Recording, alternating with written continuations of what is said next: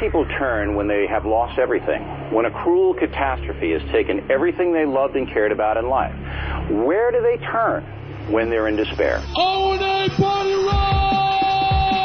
It's showtime, folks. It feels good. It's cool. We're brilliant broadcasters. I'm thrilled. I'm excited. I'm ecstatic. Very respectful. Very nice. There is some shenanigans going on. It just feels right. They're like two puzzles. We want perfect questions. We want some laughs. Some thoughts being provoked and thrown back and forth. I don't like flaky. I like cakey. I want to hug a cute dog.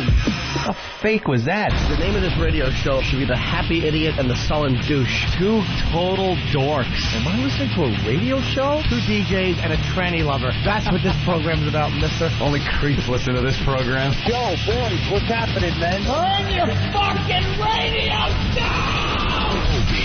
Anyone around here ever smell my ass? It's lovely. Anthony. Come on, we're gonna tell you how to get chicks. James. I'm Jim Norton, and I'm a horribly boring person. You just kind of laugh at him. He's getting better, but we got to break him in still. He's a candidate for killing his wife if he gets married. I love E-rocking with the console. That's hot. Snapple and mayo, your dumps must be lovely. And featuring... Hurricane Ben! Martini Steve! I think there's a degree of mental illness with everybody on the show. Ramon. Eric's breath smells like the diaper of a cancer patient. Can I say for the record that this program sucks a fat dick? I got a few ideas that can get us fired. Please use them. Please use them. But enough of this palaver. Let's get the show on the road.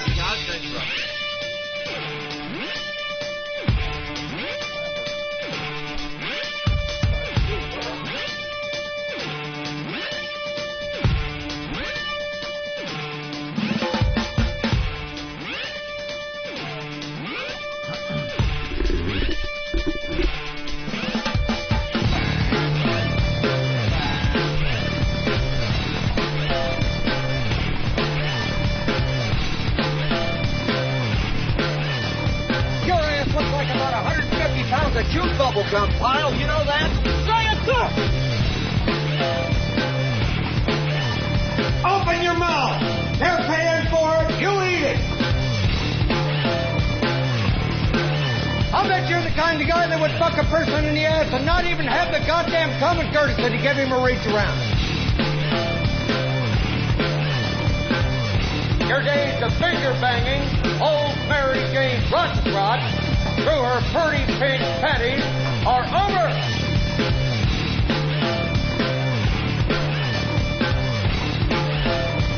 What have we got here? A fucking comedian.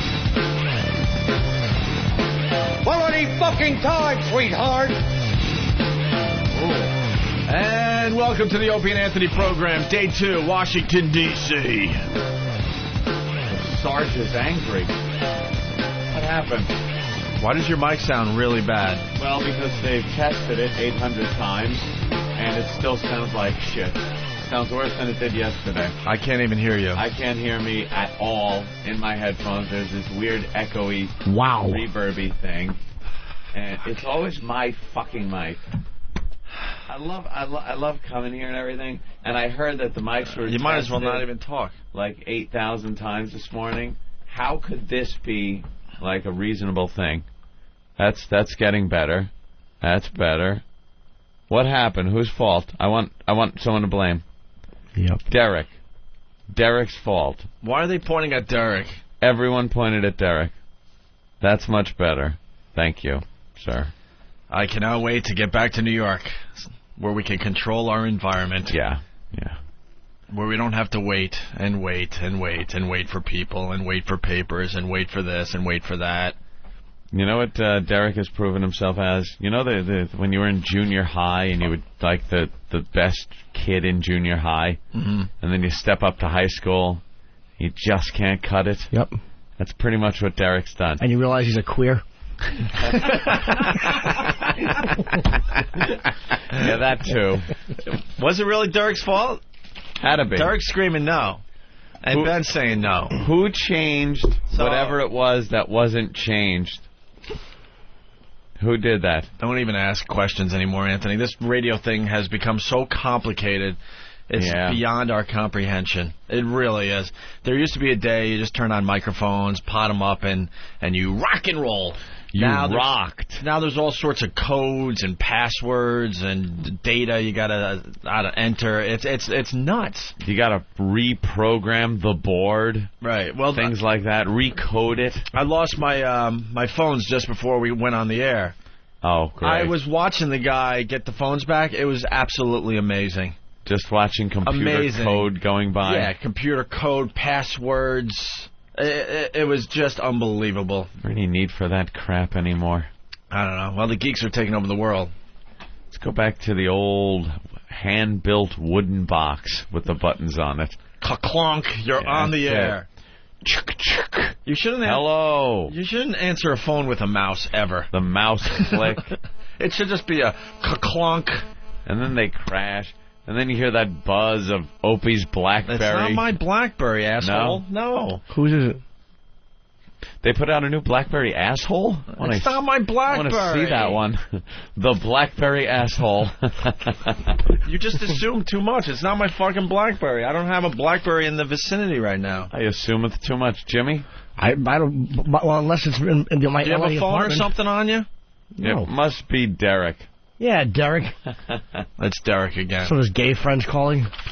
We miss you. And what are you talking about? It's not my BlackBerry, asshole. It's not my BlackBerry. That's like Jeffrey Dahmer going, I didn't drill this guy's head. Dude, asshole. First of all, it's not my BlackBerry every time it goes off. Sometimes it has been my BlackBerry, yes. But anyone with a cell phone or a BlackBerry in the studio will cause that. It has been Steve C. occasionally. Thank you. That's all I'm saying. Look at his big, manly arms. And how does he get those when I heard he just eats like... I don't know, what was he eating? A piece of steak the size of a thumbnail? No, it was a big piece of steak, and he had like 3 nibbles, and he was finished. Yeah, that's what Don was saying on the way over to the station today. He took you guys out to dinner or something? Yeah. And Steve eats like literally 2 or 3 bites, and he's that amazes me that he's still a big guy. He's not fat. He's lost a lot of weight. He had the stomach surgery, whatever. But the amount of food he eats, you would think he'd be practically anorexic at this point. Yeah, I don't like, know how does that work? It. Come here, Steve. How does that work? A couple bites of steak. 6 gallons of alcohol. It just proves you don't need a lot of food to survive in this world. No, you really don't. That's the biggest revelation you come to when you have this surgery is human beings don't need as much food as we have been conditioned to eat. And I ate maybe, I don't know, what would you say? That's smidgen. Yeah, very little of a huge steak, and it has a lot to do with the fact that when you're sitting down, it's just the way the whole band is around the bottom of my esophagus. Hold on, Doc. Not to interrupt you, but when you said this much, no one on radio knows what that is. He made his little fingers the size of approximately a little larger than an Oreo cookie. Yeah, about that. This much. That never works on radio. About the size of a couple Oreo cookies. Thank you. Okay. And that was it. But like, look at your arms. You got big arms. Where does that meat come from? Well, I still eat, but it's like I'll take a bite of something and then walk away. And then I'll take another bite and walk away. So, like, a meal can take 4 hours. Oh, so you're just eating all day long? Yeah, it's like all day long. What a pain in the ass. Yeah, it really is. That's the one thing they don't tell you when you have this. It's like you're eating little bits all day long. When that tiny stomach is empty, do you feel full? I mean, feel like hungry? Yeah, you still get hunger pains, but they're satisfied immediately. You know, and so you just wind up sitting around politely. All day, you got to keep that little Indian wampum full. Yeah, got to be full the entire day. What a horrible way to live your life. Yeah, I mean, you go from binging completely to eating little bits. Suck down a couple M&Ms, you're fine for a few hours. That's right. Stuff. That's right. That's for me. I had some wonderful chocolate cake too. That's dessert. Chocolate cake? I had a little, What do you like? Take the fork and press it into the crumbs and then lift the bottom of the fork? Exactly. That's his dessert. Someone told the waitress it was my birthday, so she brought out a cake with a candle on it. Oh, did they sing? No, but she did play 50 Cent's birthday song. 50 cents. It's your birthday. Yeah. Is it anywhere near your birthday? Not at all. Of course I thought it was. I believed you. Of course you not. didn't. I did, actually. You didn't. I did. I shared birthday cake with you. Of course you did, because you like birthday cake. You're just pissed that someone else was celebrating a birthday for once. No, I just don't like the idea of doing a gag like that. you. Why would you get everybody all excited about your birthday and it's not your birthday? It's just kind of silly. I don't know. Oh, yeah, that is silly. Childish. Very selfish. All right, Steve. Thank you for that. Beat it, short shirt. Thanks for that insight. By the way, you got some great audio. We got audio of what? a voicemail from some chick. Yeah, a real horned up voicemail from some girl sent to her neighbor, I guess. Oh. And the neighbor is a fan of the show and just sent it in? Uh-huh. Ooh. Gotta love that. Mm-hmm. You guys want to hear that right off the bat? Yes. Yeah. I think it's early enough to get all the truckers all horned up. Sex up the show a little bit right from the get-go. Let's horn up the truckers.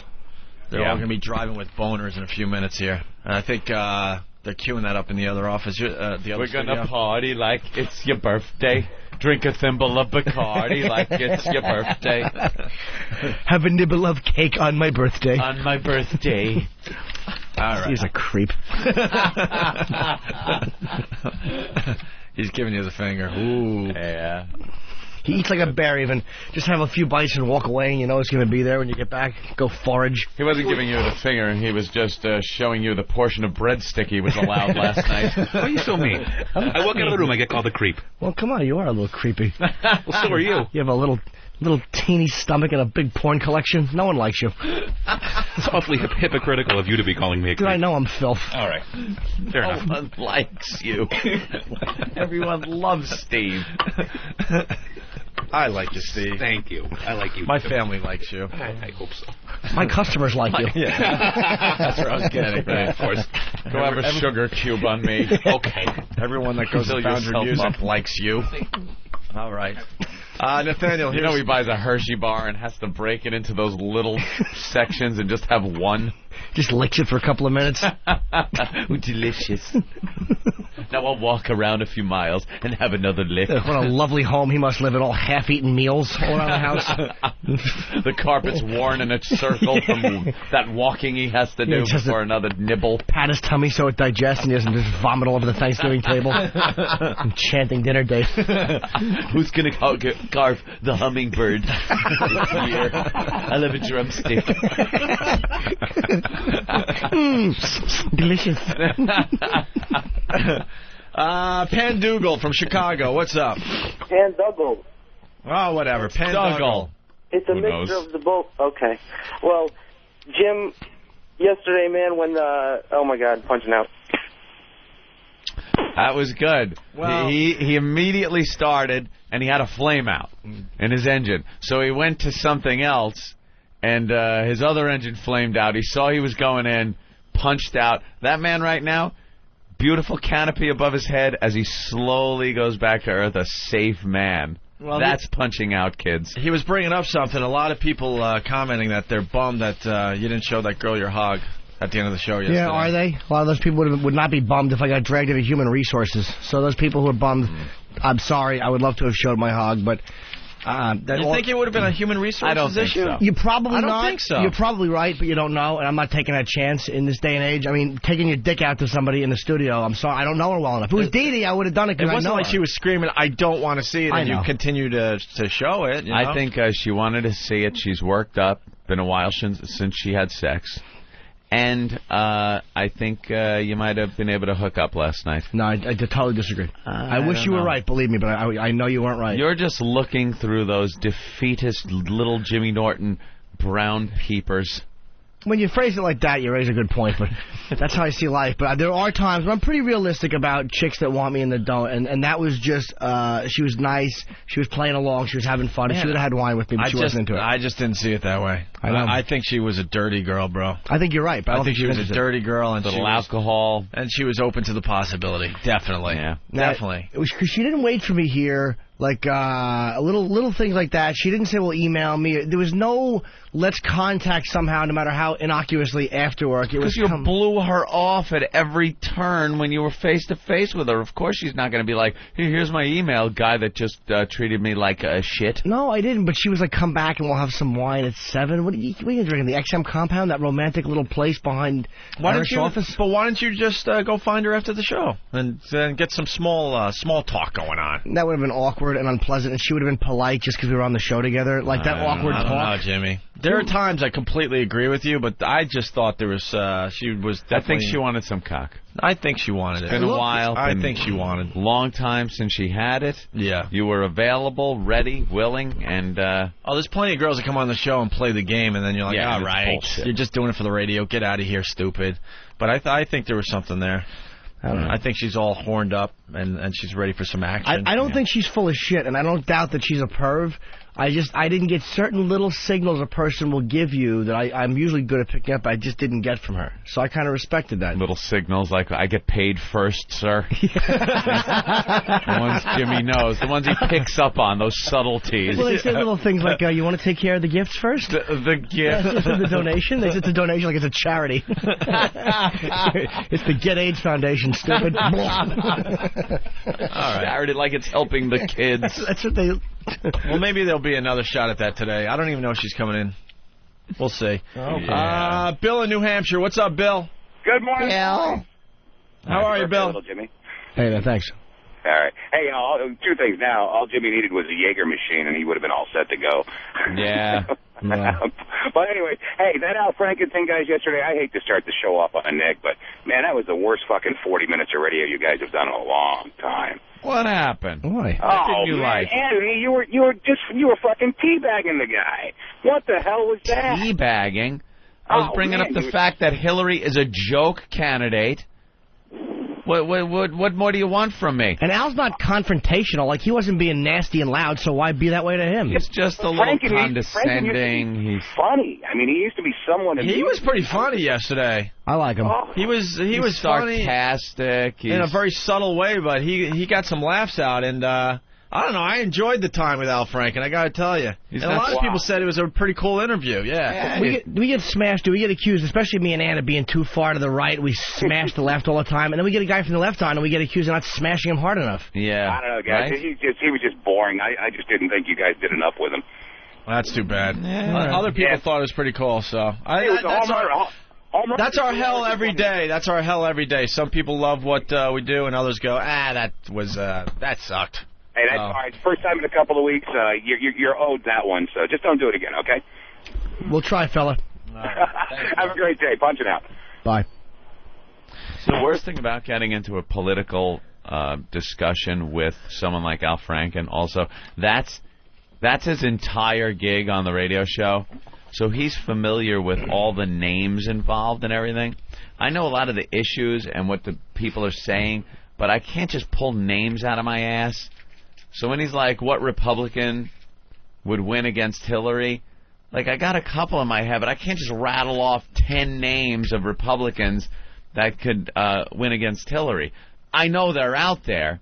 The Democrats seem to really have this thought that they could put Hillary Clinton as a presidential nominee, and she's just going to sweep the fucking nation, and there's going to be a cunt in the White House. And I'm sorry, I don't see it. I'm a realist. It ain't going to happen. It's another one of these Democratic, and I brought it up yesterday. Why do the people a goof ticket, I called it. A joke ticket. A gimmick ticket. That's what it is. It's not real. It's to get publicity for the Democratic Party, and it's not a winning ticket, which is what the Democrats have lacked since they had a guy like Clinton, who, love him or hate him, the guy was charismatic. People wanted to vote for him. They wanted that whole change thing that he was pushing, and it worked out, for the Democrats. Hillary, no. I'm amazed. Good luck. I'm amazed that he and others are believing the Hillary hype. Dude, it's like there's no way there's going to be a woman in the White House. Democrats are known as just being delusional. They can't see the truth right in front of their face half the time. And not so much the truth, but just what's going to happen. They can't see where that road is leading. If Hillary is the front runner and gets the Democratic nomination for President of the United States, you are absolutely seeing another Republican in that office, period. There's no way that is going to work out for them. And he didn't have an answer for Giuliani. He's like, well, he won't get nominated. Giuliani would smash her. You know something? In an election. Put enough shithead Republicans in there, Giuliani will get nominated. Whether, you open up a closet and 8,000 bones come flying out because of his past, who knows? He's not been the most moral person with his married life and things like that, but, the guy's shown himself as a competent leader. Hillary is nothing but a bullshit, kiss-ass, go with the polls. Oh, after 9/11, she asked for billions of dollars from Washington. Ooh, Wow, there's going out on a limb. We needed billions of dollars from Washington. She's the representative. She asked for it. Wow, what a gal. What else is she doing? Trying to get video games off the shelves. Oh, okay. There's kind of a big fucking area in there that other things can be done in. She's a hack. Right, a hack. Very good. And I've seen her act. Stinks. Well, you know, just the shit that you can't go wrong with. Brings out that trunk full of props. Yeah, it's just... Look, you think it's this, but it's this. Whoa. Look at that prop. Look at that. Oh, she's putting on the big fat thighs. 2 bowling pins with shoes under them. All right, let's go to Wisconsin. Nick. Yo, O&A, little Jimmy, how you doing? Oh, better now, Nick. I know. Jimmy, I can't believe you blew the show yesterday. You're all talk, man. He did, and it felt great. Oh, that really bugs me. That was so Everyone in this room. You could have Why, showed sir? her, you could have showed her because she was on national radio asking to see it. You would have never gotten in trouble, and you wonder why when you're gone, all the shows are full of sex. No, that's not true, dude. I know what you're saying. Listen, I'm a pervert. I would have showed her my dick. The bottom line is, Human Resources may have looked at it differently and said, well, she was kind of pressured. I don't trust it. I trust she was nice. I don't trust Human Resources in a company in this day and age when you can get fired for making a sexual innuendo joke. I don't care what anyone says on the air. If you yank your cock out in front of a girl in the D.C. compound in a studio, you're asking for trouble. Fair enough, sir. Fair enough. Okay, Jimmy, I got you. And Nick, he's not all talk. He's done some crazy things for the show in the past. Dude, I'm garbage. He just wasn't really feeling it yesterday. Oh, I love him, and I love you guys, but I just thought yesterday he wasn't doing it, and it really bothered me. I wanted him to take it out. And his explanation stinks, by the way. I think if he was packing, he would have figured it out. You might be right. I think he had nothing going on in the front of his pants, and he found a way out by blaming Human Resources. I did admit that yesterday, though, that I had to pee a lot, and I really was kind of like if you had some gnarled. blood flowing and you had something happening, I think you would have figured it out. I'm not even going to disagree. Maybe I would have taken more of a risk, but the way you talked it up, I mean, dude, I couldn't follow that explanation. Wait till you see his cock. Ba-ba! No, that doesn't make me look good. Dude, I have to be the one saying, wait till you see his cock. It never would have lived up to its expectations. Well, people have to understand that Jimmy has shown all his friends his cock. Yeah. It's just relatives, too. It's just part of the deal of being Jimmy's friend. What can I tell you? All right, Nick. Don't say Take part it of the easy, deal. Call it Perk. I like the XM Perks much better. We get free radios when we walk around. Ooh, a lovely one, too. That all day was long. nice yesterday, wasn't it? Mm-hmm. Our meetings and everything, and at least we got some free stuff. They know how to placate us now. They give us free radios. I got to tell you, the meetings were definitely worthwhile for once. Yep. Productive, yet they were still corporate meetings with some of that corporate lingo thrown in there. The first one was about the studios back in New York. Right. Which was very important. Good meeting. We want to get rid of those cubicles and get a space in there that we can have fun with. We're getting rid of the dead weight. Dead weight. And I guess there's one holdout. Oh, is his life going to be a living hell? Yeah, there's a holdout. There's an actual holdout. The railroad's coming through, and he doesn't want to move his homestead. We have this space in New York. It's basically for us, and then you got cubicles where guys sort of work. I don't know what goes on in there. They don't really work, but no one's there to see that they're not working, so they're able to keep their jobs. Perhaps they're doing something. What are they doing? Programming things. You've been there over a year. You explain what those guys do. Seriously. I've seen them on the computer a lot. Yeah, they look at the screen, and what do they do? I don't know. And who's watching over them? No one. Okay, thank you. Yeah. So they built this brand new facility at the Time Warner building. It's gorgeous. And state of the art. And basically they want to move all those guys over there, and then we would have this space because it's a small space to begin with. But if you cleared out the cubicles and everything, it would be beautiful. Oh, my God. You guys heard that, right? Yeah, of course we heard that. It's a big loud buzz. Do you have any phones in your pocket, E-Rock? Huh? Mine's not on. All right. E-Rock. Anyway, so everyone is willing to move except one guy. And this facility is amazing. Yeah. It's only 2 blocks away. Yeah. So it's not even an inconvenience for anybody.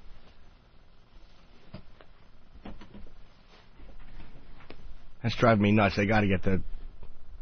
Mine's off. Well, let's just move on. We'll like, figure it out.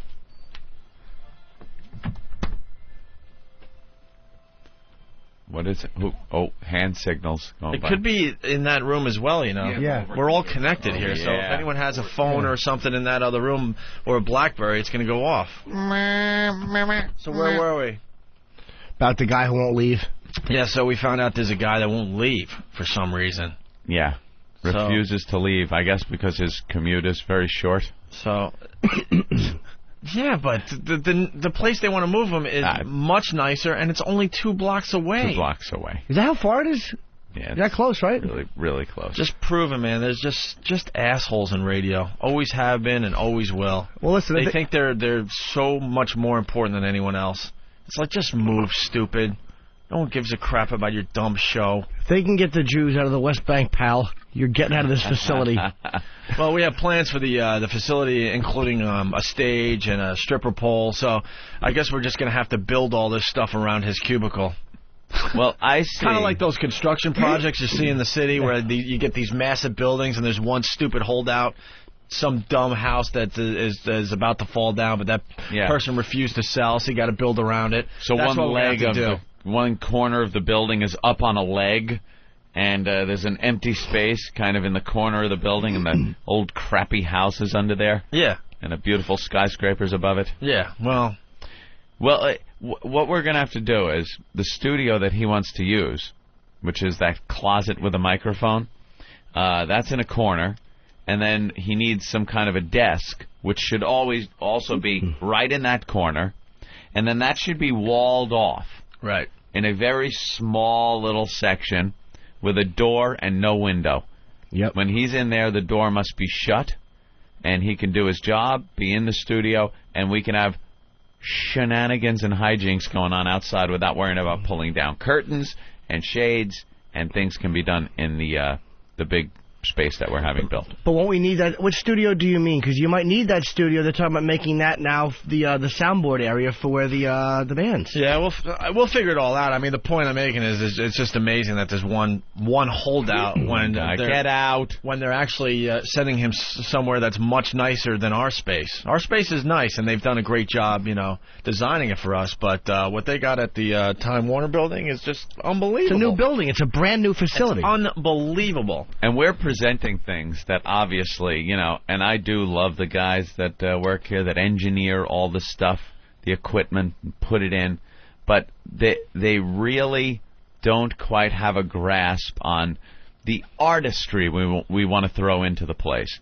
This facility is great, but if you notice, every studio has the fingerprints of the guys that have built it on it. You know what I mean? The mics, they're the same. Consoles are the same. Everything's nicely. And we want to really do something different. Mm-hmm. We want this internal area that is now cubicles cleared out and a lounge built. We've talked about this since before we hit the air on XM. We want couches. We want subdued, nice club-like lighting. We want a raised stage, stripper poles, place where a band can perform on the stage, all kinds of jacks that can be put in the floors and the walls for microphones, wherever they need to be put in, couches, tables. And then I said, I would like my instant replay, where I love you long time. just play my little sound clips, to be able to be brought out of my studio that we're in, out of my spot in our studio, and put on an end table near the couch. That seemed to... Did you see the looks it got? Like, well, we're going to need a place for it and things... No, just a plug for it. Right, just a plug. And it'll just sit. It doesn't have to be built into anything. It could just sit on an end table. Just so we can plug it in and go. So if I'm sitting on the side of the couch and I want to cue something up, I just hit the button. And then if we got to run back into the studio after we're done with the segment with a lot of people outside, I could just unplug it, run back in, plug it back in, we're set to go. Right. They don't understand, like, that type of thing. It's got to be something built in and permanent and... very sturdy and structured. Sturdy and things. Blueprints and... They don't get the artistic... We want it to be like a club. You know that one of the guys, he's going to go to a few strip clubs in New York? And look and see how they're set up. Swear to God.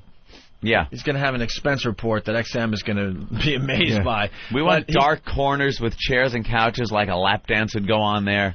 Yes, we do. Like that, yeah. Yeah, so one of the guys is taking this very seriously, and he's going to go to a few strip clubs to get the vibe of the lounges in those places. Yeah. So we'll see what happens. That was a good meeting, and I guess they're going to start that the first of the year or so, a couple weeks into the new year. Well, the trouble is they have to find a place for all three of our instant replay machines once the new lounge is built. No. Jimmy. 2. Jimmy, I think a third one might be a bit much.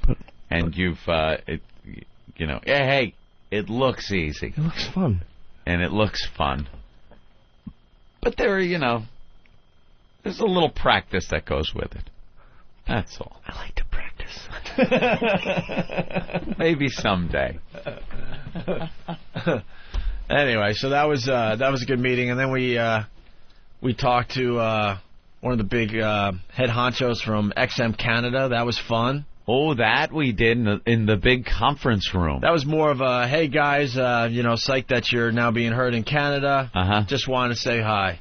Yeah. They are very, very pumped to have us on XM Canada. Very excited. And we're already talking about going up there for a live broadcast. Yeah, we brought that up. It's going to be a facility that's built up there. And broadcasting from there would be great. You know, they have officially like 200 people listening. Officially in Canada. Officially. Oh, there's a lot of people that got their XM units illegally, but officially now that you could do it, legally, they have 200 people so far. Welcome. And that's just going to ramp up like crazy. So you figure the weeks percentage go by. Of 200 that we have listening. Hi, Bob. How you doing? How's the weather up there? So that was fun because that's the start of something that's just going to be absolutely huge. Yeah. It was nice to... What was that guy's name? Ross or something? I forgot his first... I think it was Ross. It was Ross, right? Hey, Ross. He's listening every day, and he's actually a fan of the show. Yeah. And supposedly he's one of the guys that created that dumb Jack format. Really? Or they took his idea and then started calling it Jack in the States. I've heard of 3 or 4 people who have claimed the Jack format. Yeah. One of which was our old Gary Wall. Yeah, Gary Wall. But he was apparently involved in the Jack format. I don't know. Whatever. I'm not a big fan of the Jack format, by the way. Like, sometimes you get into... I put the radio on when I get into the shower, and Jack is one of the stations I'll pass by and hear a good song on there. And then you get in the shower, you got face full of soap, and, Donna Summer comes on or something. Like, what the fuck is this? I gotta listen to this crap. Turn the beat around. Oh. Huh? I feel love. They're trying to compete with the iPods, but you can't pick the songs. Yeah. Like, that just doesn't make any sense. And there's commercials. It's just like an iPod on shuffle, people, but it's got commercials. They got commercials, and you can't pick the songs that you could shuffle through. No, they're not your favorites. They're someone else's. But anyway, so that meeting was good, and then we talked to Gary Hahn about marketing and stuff, and we got some great news yesterday. We're going to have like a 4-story banner hanging off Madison Square Garden in the next couple of weeks. Yeah, there's going to be 4 big XM banners hanging from the garden, and it's going to feature the talent of XM. I guess Jeter's going to be on one, and we're going to be on one. And these things are gigantic. 4 stories. Snoop and who else? 4 stories. Snoop, Jeter, and who else? That's an Opie and Anthony. Us. That'll be great. That's some good advertising right there. What's the other one? Ellen, the 4th one? No. I don't know. I have no idea. Only 3? There's Only 3 banners. What's all the notes? Huh? All right. Well, trying to figure out what the it's driving me nuts, that noise. Well, really no, Ben wrote, also remember we can check out the Canadian channels today. Yeah, oh, cool. Yeah, they got some... couple of in French. Well, they're pretty funny, actually. They're like French rock stars, I don't know, rock bands. Even though it's XM Canada, they aren't different satellites, they're still bouncing off the same satellites. So the programming for Canada is available here. So you could tune in and listen to, some French language music and some Canadian stations. And I'm curious to hear what that's all about. We should maybe get a taste. Could we get a taste of those channels today? Like some of those rockers singing in French? All right, yeah, we'll figure that out. Anything else with a Wi-Fi? Maybe a PSP? Huh? They're working on it? Okay. What's going on? Is it somebody back in New York? Could that be? Is it alien invasion? Is it Wiki? It's more than usual. Steve digesting? Does he have his BlackBerry on him? If they have the BlackBerry on him in that room, that's what's going to cause it, no? Who's got? But we don't even get signals down in this area, so that doesn't make sense either. The BlackBerry or phone itself sends off a signal, and that's what's doing it. Yeah. Well, all right. It's happening a lot. We're really distracted, so why don't we take a break and we'll try to turn off some more BlackBerries and we'll continue with the meetings. Also, at 8 o'clock, I guess we could announce the arch enemy, finally. Are you kidding? 8 or 9? I heard 9. 8 o'clock, we could announce the arch enemy. The press release goes out at 9. Oh, okay. So we get the first stab at it. Why can't we do it now? Yeah, why not 7:50? Let's buck the system. I'd rather make these fuckers wait. I wouldn't tell them at all. They've waited forever. They're impatient. Yeah, don't tell them even when you can. So we can announce it at 8 o'clock. And it's a big deal, and it's whatever. We'll get into that in a few minutes. Also, we'll play the sexy phone message. We promised that here. Should we play it now? Ooh. Yes. Huh? Ben's like, we need to take like some extra break. Is this today. the sexy phone message? Oh, okay. Let's take a break. I have one with my friend singing into my cell phone. It's kind of cute. I heard that. Oh, you can play. I don't give a fuck. Crazy Opie. Oh, and interns for the for winter 2005, email resume and cover letter to Ben at foundrymusic.com and Steve at foundrymusic.com if you want to be an intern for the winter of 2005. Another batch of morons. It wouldn't be 2000, whatever. We were having fun the other day trying to equate to the people from the show to Star Trek characters. You being, Kirk. I would be Spock. Jimmy taking on more of the Bones role. And then... how are my bones? Yeah, how is he Bones? You're just a crotchety old fucker that just kind of comes in and blurts shit out. You always got nasty things to say. You're kind of like Bones. All right, as long as I'm not Sulu. And then we thought... Faggot he is. We thought like Ben was Uhura. Always on the phone, just like, bitching about something. Starfleet. and Than would be Sulu just because he's tall and queer. Has an Asian name, even though he's not, and queer. And then the Chekhov thing could be battled out between two of the other people that really don't do much. And the interns, every single one of them, red shirts. That if they got killed right in front of you, wouldn't fucking matter. That's what the interns amount to. Star Trek red shirts. Old guys leave, new guys come in, no one really cares or misses them. There you go. And a whole new batch is coming in. What do you got there, Don Wicklin? For you? Thank you. What is it? That's for you, Jimmy. It's in some bubble wrap. We're getting presents? You pull it out. Ooh, thank you. Let me see. You saw it yesterday. Oh, wow. Very nice. Look at that. Are you going to, are you going to mail these up or something? Yeah, this is great. It's a 1-year commemorative little picture of us. It's got a MiFi in it, and it's got a little plaque.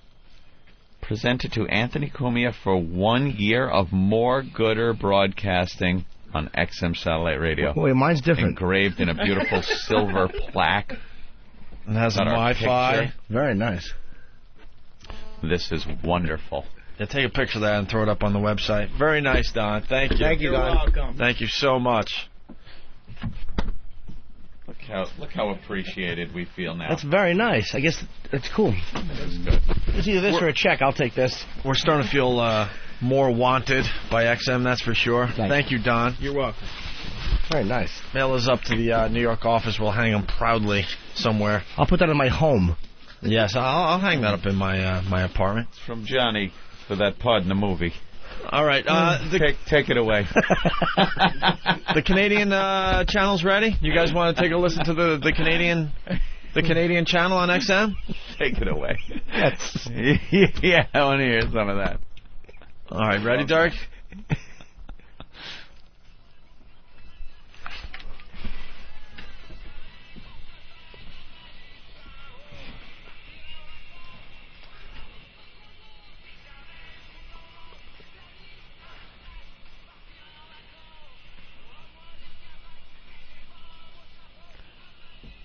What's he saying? I don't know. The audio is fucked up. I can't understand it. Is it backwards? That's French. This is wonderful music. Welcome, Canada, to XM Satellite Radio. What the hell, man? It's not bad. It's like kind of like pop.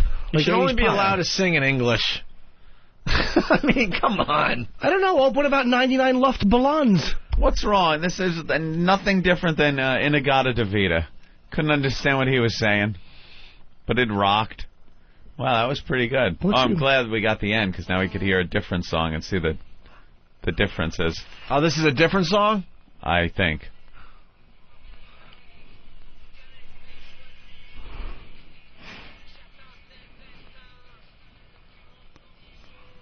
Right?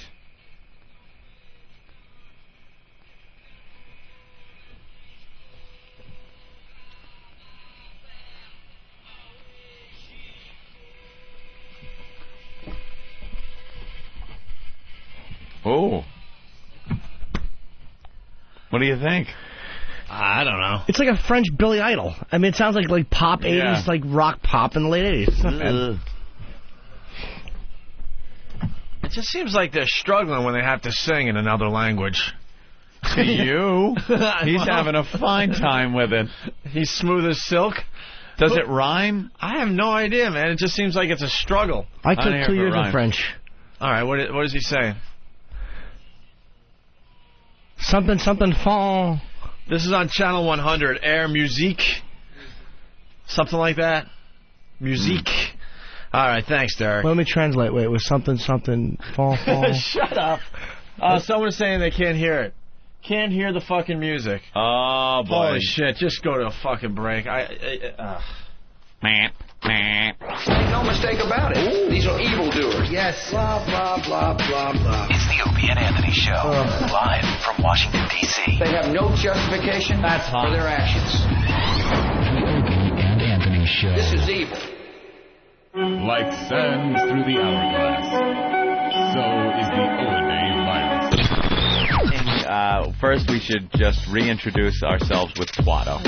All right. I think that's... Twato, man. Yeah, let's See, that's something negative. If I would have taken that off, it wouldn't have been a good radio show. See? You're right. See, I didn't have it taken off. Very smart. And you're still convinced it's what? A shaving accident that went wrong? No, it's just something Dentist. that I was meant to have you guys exploit. Right. Tetherball. Yeah, but what is it? No, I'm just saying. What do you think it is? I forget what you used to tell us. I remember shaving once. You know, I was like That's right. a bottomless dancer. Yeah. And on 42nd Street and 8th Avenue at this place called Las Vegas Bar. And I said, you know, my pussy is too hairy. I said, yeah. And everyone's shaving their pussy those days. You know, they had that, the little girl type of pussy. So I said, let me shave. So I did, and I think that's what happened, and I never shaved again. Because Really? I can swear that happened from shaving, but Yeah, she I don't hasn't remember. shaved down there in I don't a think long it was time. You have a big bush. It looks like someone's hiding in there. little Vietnamese guys in your fucking snapper hiding there. Right, like your beard if you let it grow. Oh. No, It's a genital wart. It's a genital wart, but she will not admit it. Never. All right, let's, It is a genital wart? yeah, let's take the pants off. Yeah, let's take a look at Twato. Hey, I don't know. My pussy's like up for it, But anyway, Show it. Don't be shy. Yeah, don't be shy. have you seen? You've seen? Yeah, I don't care. Pull your pants down. We've all seen you naked. Move your head. Yeah, we gotta see that.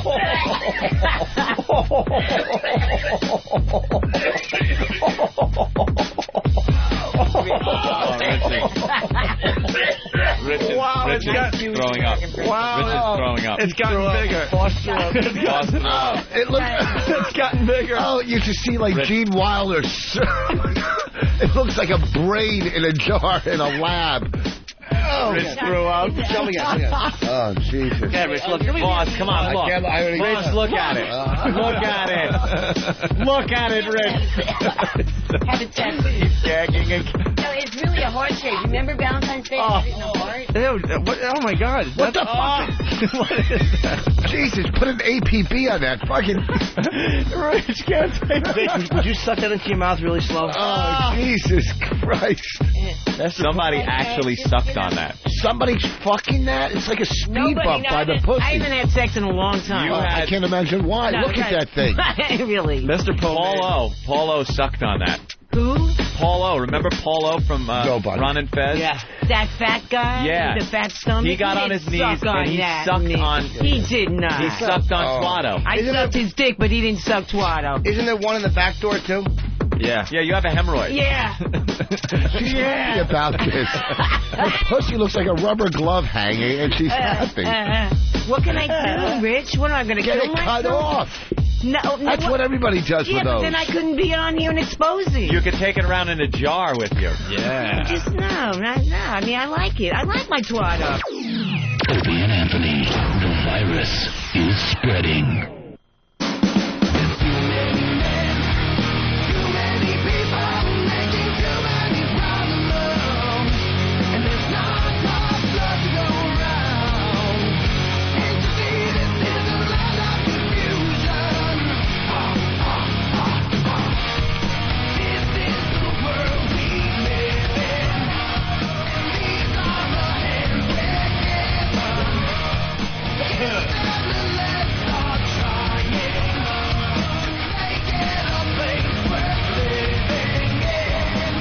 And we're back with the Opie and Anthony program, live from Washington, D.C.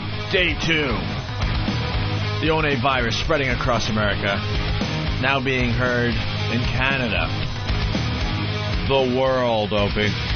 How long before we are worldwide? We are through the internet. Through the fine internet. We got listeners all over the world. We hear from them on a weekly basis. Our boys over there in Iraq. And there's a nice XM satellite radio commercial on the TV as we speak. Ooh. DirecTV and XM satellite radio. Nice. Yes. Look at that. Very cool. That's the first time I'm seeing that. That Canadian rock thing would have worked if we could have shared the actual sound with the listeners. Well, at least we heard it, which is the most important thing, really. I hear all you heard was just us going, commenting to dead air, basically, to nothing. Dead air. Hey, what language is that? Yeah, we'll do the same break right now. Wow, what was that? What's he saying? By the way, we came back with Disturbed, Land of Confusion, the old Genesis song they made rock. And Disturbed's going to be in studio Tuesday, December 13th at 9 a.m. Nice. That's going to be very, very cool. Big fans of Disturbed. And speaking of music, Black Sabbath. Yes. Got 1 million emails overnight. Finally into the hall. Finally. And I gotta say, it was all because of Jimmy Norton. Yes. Your constant bitching and whining about this, I think they finally gave in. Well, I think they finally were realizing how irrelevant they are when they've completely shut out metal, almost, except for Zeppelin. I mean, they shut it out almost completely. It's like, we get it, Miles Davis was a genius, we know.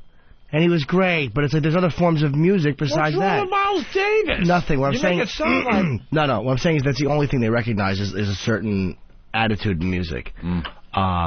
And like Ozzy said when he was in studio, the guy was like, what should Ozzy get an award for? The best bat biting? It's like, you fucking faggots.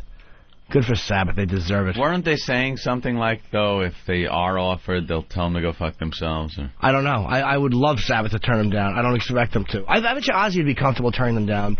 Yeah. But the rest of the guys, I just, they shouldn't turn them down. You got to go in. All right, so it's going to be the it's going to be Black Sabbath and the Sex Pistols? Yeah, there's also Blondie and Miles Davis and Leonard Skinner, the remaining, so that's fine. But Sabbath is certainly the highlight of that, induction. Oh, no, Leonard Skinner above Black Sabbath. No. Holy crap, what is wrong with you? Skinner was good.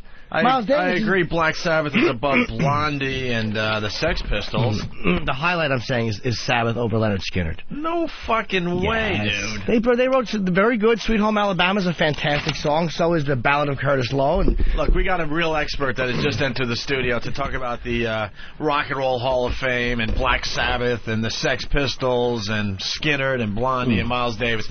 Leonard Skinner or Black Sabbath, Mr. Abrams? Yeah, it's a tough one. I have to go with Sabbath, no question. Of course you would. What? Well, yeah, I think, that's a hard one, but... Why would you go with Sabbath over Skinner? Don't you think Skinner was more influential? No. Why not? I mean, Skinner was great. They, they created a lot of anthems and, had a lot of, crisis and emotion in their careers and all that. But I just think... particularly with Ozzy, just a little edge there. But, it's tough. When will Kim Carnes get her due? I think it should happen immediately. I am so disappointed at the rock and roll community in general for the lack of appreciation. Who hasn't thrown their arms up to Betty Davis Eyes? What a great song. My all-time 5 favorites, probably Kashmir. You got to do A Day in the Life, Betty Davis Eyes. Yeah. Won't Get Fooled Again. That was a good one. that was Day in the Life is great. But you know what? This whole Rock and Roll Hall of Fame thing, I don't know. It just reeks of kind of like commercialization. What's the motivation here? What's their ulterior motive to any of their decisions? To get more people into the actual facility into and the building over there. I mean, again, now a lot of Ozzy fans and Black Sabbath fans are going to go in there now. No.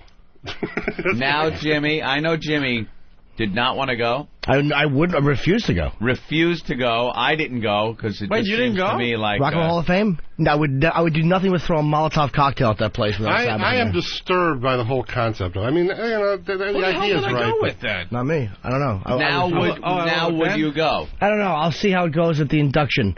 I'll see how Sabbath feels about it. I don't know. I still don't like it. Something about these guys, going to this big black tie event, and it's like not rock and roll. It's ridiculous. Who votes, though? Who votes? Guys from Rolling Stone magazine, right? Who else votes? I don't know. It's just, but, there's some bands who will never make it in. Again, for example, it's one of my personal favorites, but yes, they'll never get in there because these people just think that they're, useless or something. I don't know.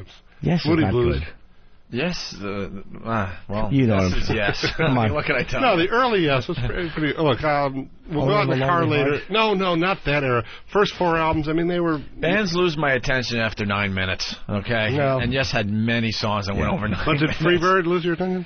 Yeah, by the end, okay. Well, the live version, certainly, yes. Anyway, back to the Rock and Roll Hall of Fame. Yeah, it's just something disturbing about it. Who else? Who's in it besides the obvious Beatles and, Zeppelin? Who else is in it? That's like, Aerosmith. How did Aerosmith, as a good band, how did they get in ahead of Sabbath? All the great riffs that Iommi played. Probably the record company. What about all the riffs that Aerosmith came up with? Very good ones. They came up with a ton of riffs. How many hits? Well, Walk This Way. Hits. Walk This Way was a great one, and the theme song from the old Armageddon. Holy shit! You downplay every band. Personally, I just think it goes from one extreme to the other. It doesn't have anything to do with rock and roll, really, in my opinion. I mean, there are others. Have you been to the Rock and Roll Hall of Fame in Cleveland? Yes. I went about a year ago. It sucks. It stinks. Popularity contest, right? It looks like politics. It's all rock, the evil side, the dark side of rock and roll. Some of these early rock guys who are in it would probably roll over in their graves. They don't even have anything on display that's that impressive. It's a lot of stuff that looked like it was just in someone's attic somewhere that they didn't care about. Like, all right, we'll give it to the Hall of Fame. And here's what it's all about. Meanwhile, the Rock and Roll Hall of Fame will give the general public an opportunity to win tickets to the induction ceremony for the first time ever. The institution will hold a raffle for 4 seats of 2 tickets for the ceremony, and a raffle ticket costs $100. Net proceeds from the raffle will support the educational programs at the Rock and Roll Hall of Fame and Museum. So the money's going to go to the Rock and Roll Hall of Fame Museum. $100 just to buy a raffle ticket that they pick out of a hat there, and you might win a seat to the ceremony. So they're going to make a lot of money off of that. Yeah. Who is it, all press? Those guys in all press? press. Yeah. Who else I is don't going? know. I really don't Not know. open to the general public. This is a little club. Yeah, It's a that's club. what it is. A little boys' club. Why You're wouldn't not you? Why wouldn't you invited. let the fans be involved? And you sit there and That'd go, be great. I'm not involved. I can't go. Ugh, pompous jizzbags. Yeah, there's a lot of, just I think part of the problem with the whole music industry, radio, everything, is just the over-commercialization of it, the Wall Streetization of the whole thing. Yeah. We were in your office yesterday. You got to talk about that propeller we saw. Oh, yeah, it's a good story. Me and I was speaking at this independent music thing up in New Haven, didn't want to go alone, asked around, who's in independent music, wants to come with me. So John Stevens, Satan, great guy, but unusual look. But anyway, he's into it, and him and his girlfriend said, yeah, we'll go. So we flew up there, did this presentation, flew back, had a real good time. And that was a Saturday. And then Monday, I get into my office, and there's this big propeller. I thought, wow, where'd this come from? And I found out John got it for me. I thought he went to a flea market and all that. And I said, where'd you get this? And he said that he was real drunk in a bar 4 years ago, stole it, had it in his garage, and decided to bring it in. So it's a stolen propeller from a bar. I asked him where the bar, he didn't even remember. But then also, just a little history of the thing, looked up the serial number of the propeller, went online, we called the company that makes the propeller, and they tracked it down. And some bozo landed his plane without putting the wheels down. Yeah, because they're curled up on the edge. Yeah. The propeller's kind of curled at the edges. That was a big mistake. Yeah, that is a biggie. Was it a single engine? Yeah, and from like 1962. Oh, that's pretty cool. Wow, and his gear wasn't down, and he just kind of... What a surprise when you're landing, and you're going, boy, I should have really hit the runway by now. That's real bad. Yeah. You don't do that. So we had Paul McCartney here a few weeks ago. Yes. How did that go? Jimmy's losing it. I'm so mad that I missed that. I was in L.A. Oh, let me tell you. It was, first of all, it took a year and a half to put together because we're dealing with royalty. And you'd think the Pope was coming. The setup 2 weeks before was unbelievable. Every day phone calls, emails. First of all, I got to say their whole organization is incredibly professional. And, they're great guys. But, my God, the detail. The night before the event, it was a Saturday. On Friday night, 12 people come in, a SWAT team, talking into their little wrist watches, Red Leader 2 to Fox 3.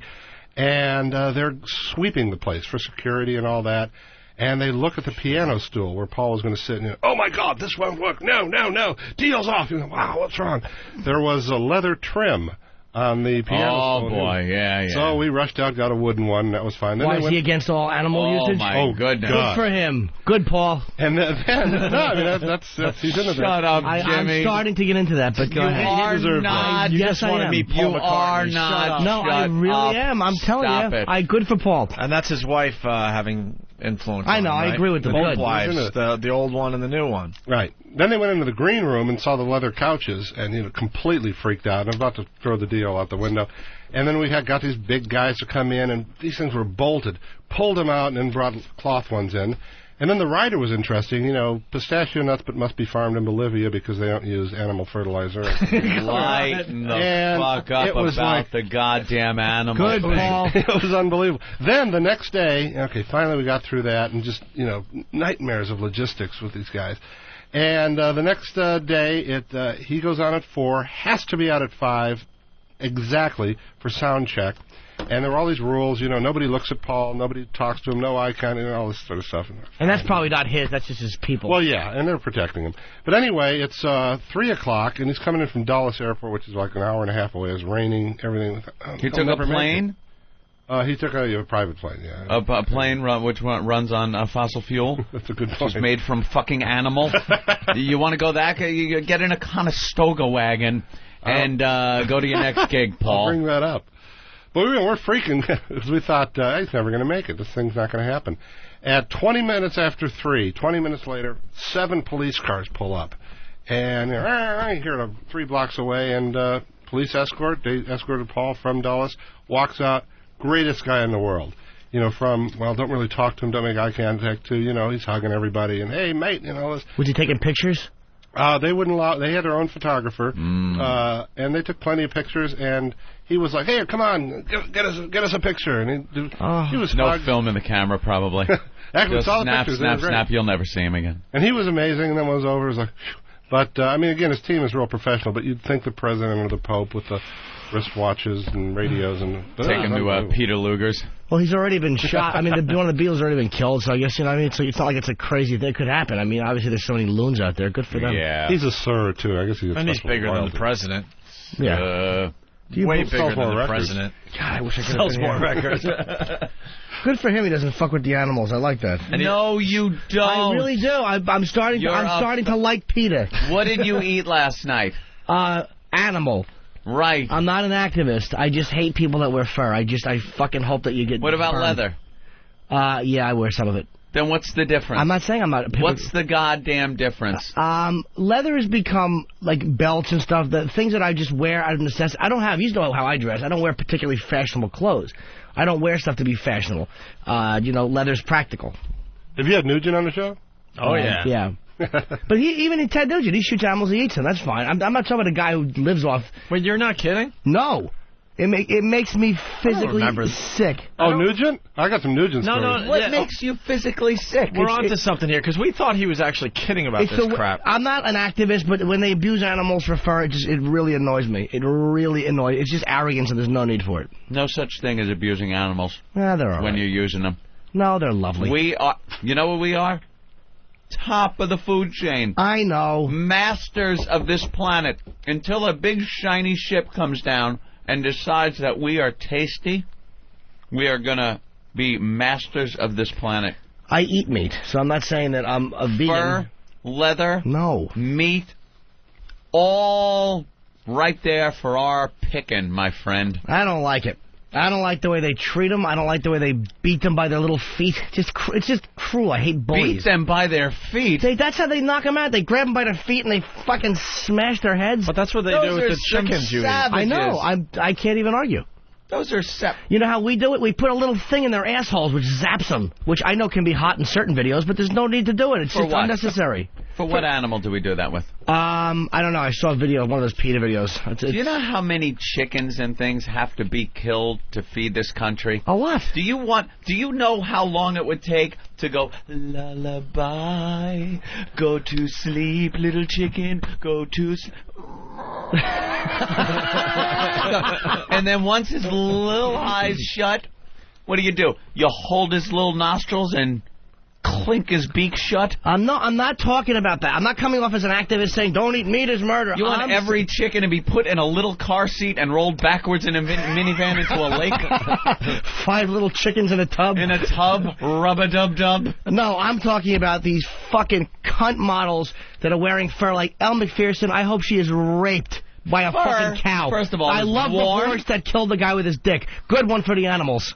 Well, whenever one is chalked up for the animals, then I'm fine with that. That's all I'm talking about. But fur is warm, and it is beautiful, and it is so soft to the touch. It is. It's nice when you're trading pelts in 1830, but there's no need for it because we have things that are just as good that would feel just as good that are fake. No, it's not. They could. There is nothing as good as real fur. It's not necessary. Real leather. Leather, I have less of a problem with. Why?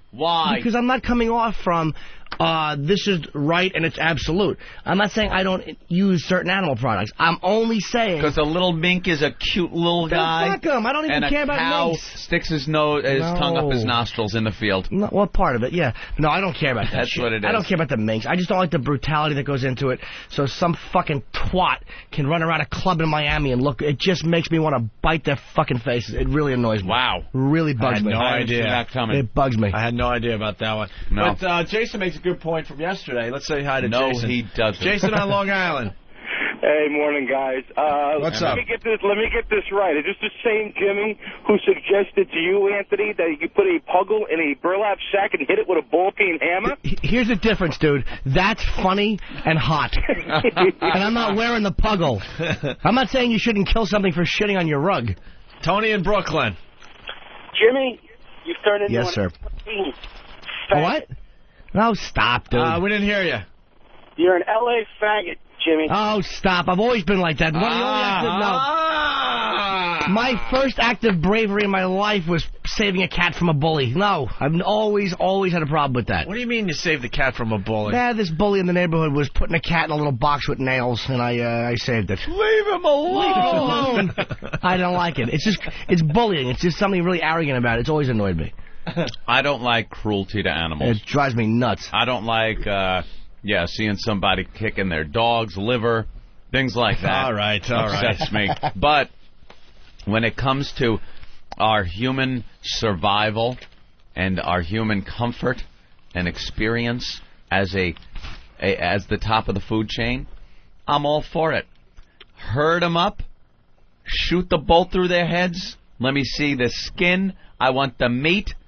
Everything. I'll agree with you on survival, even certain comforts, but there's just it goes to me in an unnecessary place. There's an article that just set me off today in the Post called this woman named PETA, and she's like, it's called PETA vs. PETA. She's like, I have a confession. I love my fur. And all I'm thinking about is fucking driving a hammer into this bitch's back. I really want to smash her with a hammer. She bugs me. What's wrong with fur? I just seen too many videos. It bugs me. I've watched too many of the videos. I can't. It just really annoys me. From the fur industry? No. From PETA. No, the undercover videos. Propaganda videos. But they're accurate. It's like the beheading videos. Of course, that's going on. The beheading videos are accurate. But they show do you the think savagery. Every single furrier and every single place that produces fur is that? Or do you think they're going to the absolute worst friggin' shitholes and showing what that's all about? I think, to be honest with you, it's the majority of the way they do things. I really do, because I think it's the majority. I'm not saying everyone. Yeah, I know. It's a business. There's ways to justify it. Jimmy, I just don't Jimmy, you're taking it very personal. It's strictly business. I just don't like it. It bugs me. And just looking at this, and then looking at Elle Macpherson. What do you want to do? Go up to that mink and go, bada bing! I fucking want to kick her. The more these fucking pigs vomit, the happier I am. I can't stomach them. What else is in that article? It's, basically that, obviously. It's basically just that, and then there's a thing here which I actually didn't look at. It was something to do with 6 degrees of separation. It's just these stupid... Oh, no, that's just... Hollywood lust thing. No, that's your thing, and that's fine. I respect your opinion. That's fine. But somebody like Sir Paul, who is fantastic, legend and everything, being upset that a stool has a little bit of leather on it, that is kooky. That I put in the category of you're kooky. Or just like the most pussy-whipped beetle ever. Does he eat fur? Does he eat meat? Does he eat God, fur? No, look at it. I meant meat. Does he eat fur? Probably. Yeah. No. That incident with the leather on the piano, I think he probably wouldn't have even noticed. But, he has his team that has to sweep the area. Make sure everything's perfect. And Nugent, look, I don't mind Nugent's stance on hunting. He hunts and shit. I don't care about that stuff. The whole thing about taking a kid to the Make-A-Wish Foundation and kill a bear fucking annoyed me. Shut up. Tell little douchebag no. How much longer is he going to be here? Fuck him. No more Make-A-Wish for the poor little bear. Exactly. Bear running around going, where's my wish? What happened? I wish I wouldn't get a fucking bullet in the head. Right. That kind of bugs me. Ted annoys me with that shit. But I mean, look. I love when Nugent's on the air with us, though. I know, he's a little annoying, but thank you very much, Uncle Ted. We know. You're Uncle Ted. We know. We know. The guy who's going to set the record straight is here. Get out of the way, folks. Uncle Ted's coming. We get it. Lee, you got some Ted Nugent stories? Well, yeah, a couple, lots. One was back years ago at a station we were going to looking at getting rock stars for morning shows. And actually we talked to... 3 of them. Ozzy was one of the candidates. He couldn't really speak for XM. No, this was Z-Rock. Z-Rock. I remember that. Oh yeah, it was great. So Ozzy was well, that won't work. Then we had Alice Cooper on the air, who was great, but we were hoping he'd bite off heads of stuff. But he was just a real nice guy. It's almost too nice. But and then we had Nugent in, so I had to live with him for 2 weeks. We gave him each a 2-week trial.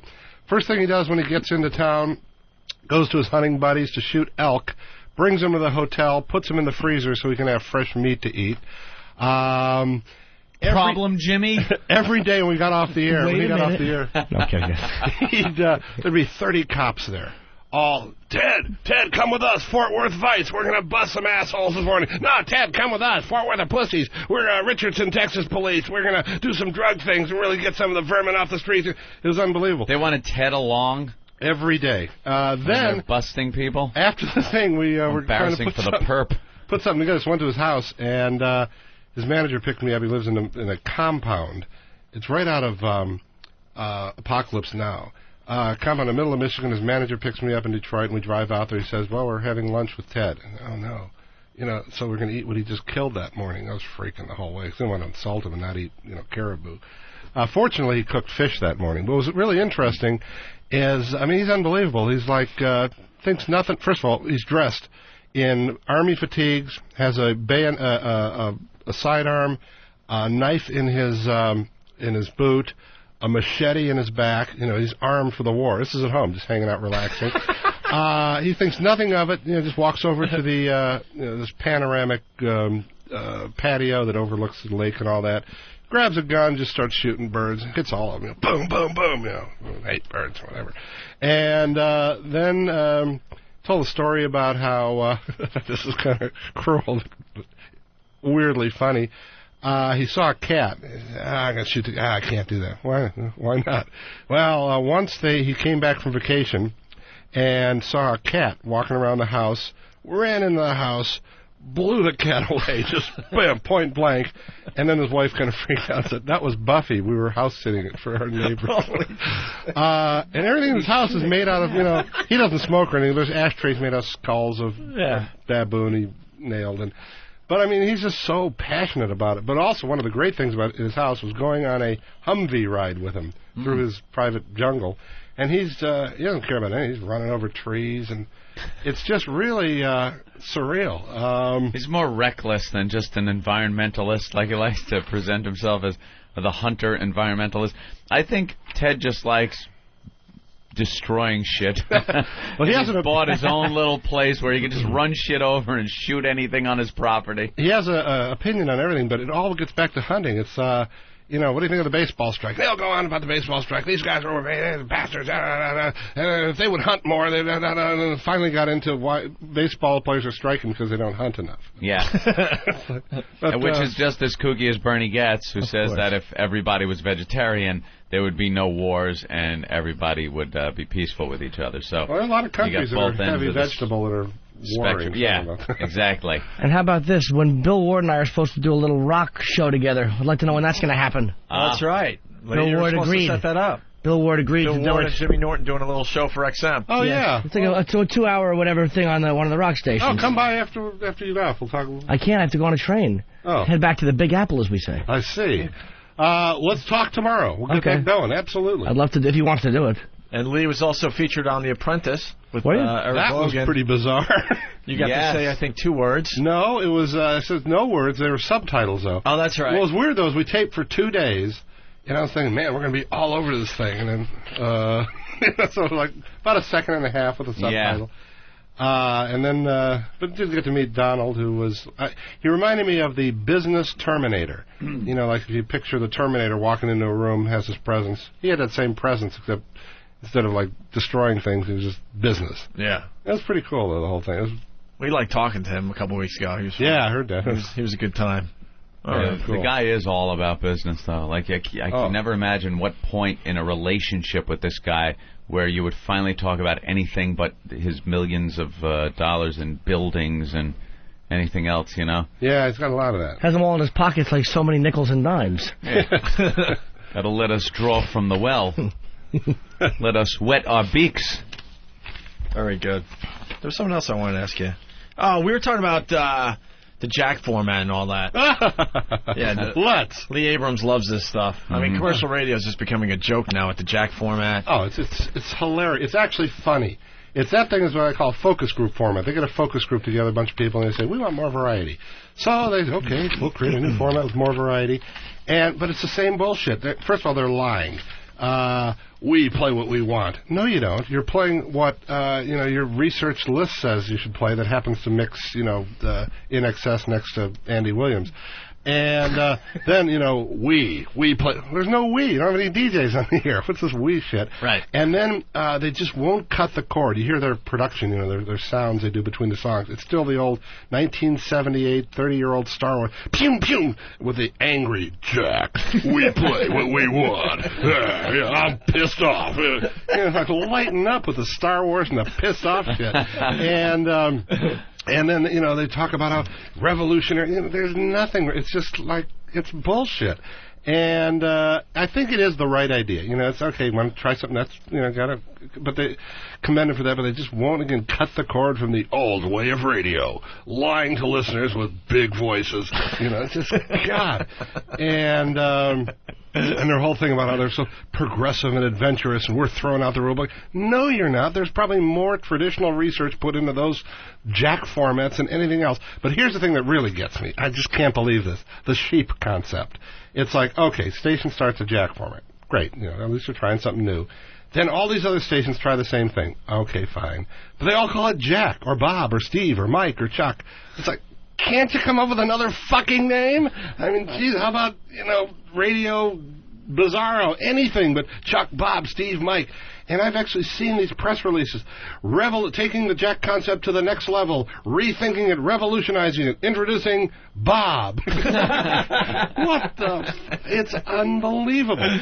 Yeah. And again, the thing that just gets me is what's wrong with these people? It's like, great. You recognize that between the XM and even, the iPods and all the other stuff out there, there are new challenges and their listenership's going down. Want to try something new? Great.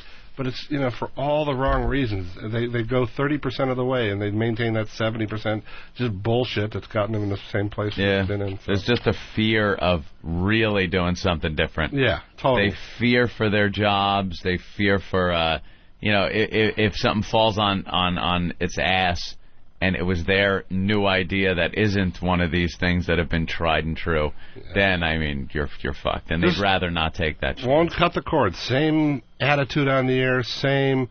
research is fine, but it's got to be balanced with some art and, emotion in there, but still that same research. So it's for all the wrong reasons. Creativity. Mm.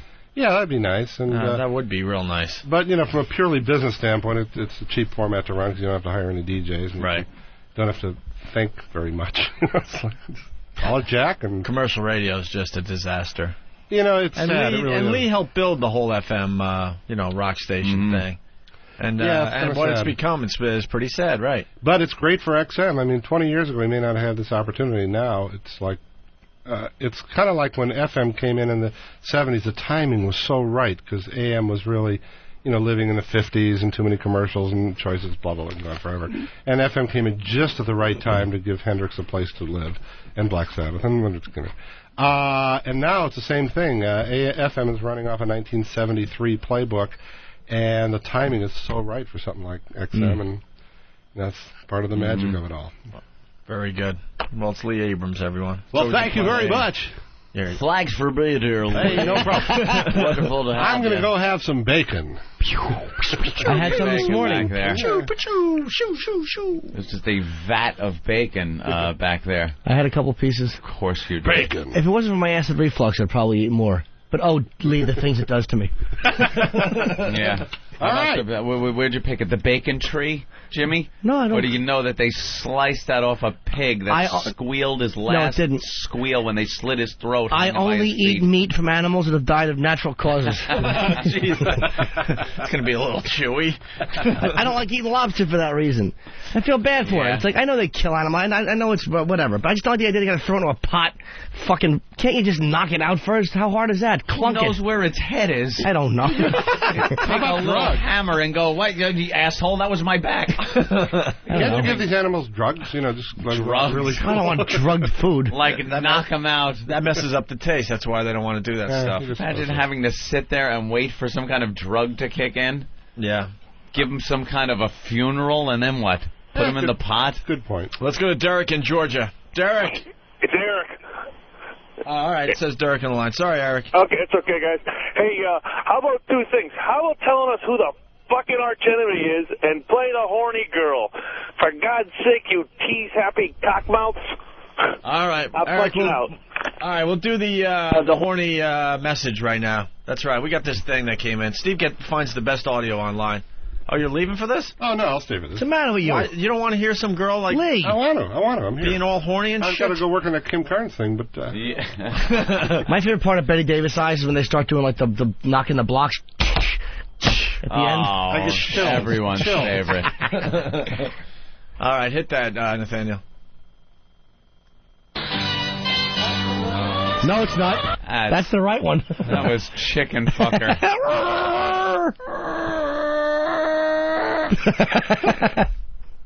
Das Chicken. That could be the greatest audio ever captured. Ja.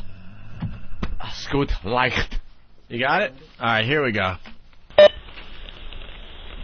Hey, it's me. I don't know if you remember me because you never talk to me anymore, but just letting you know that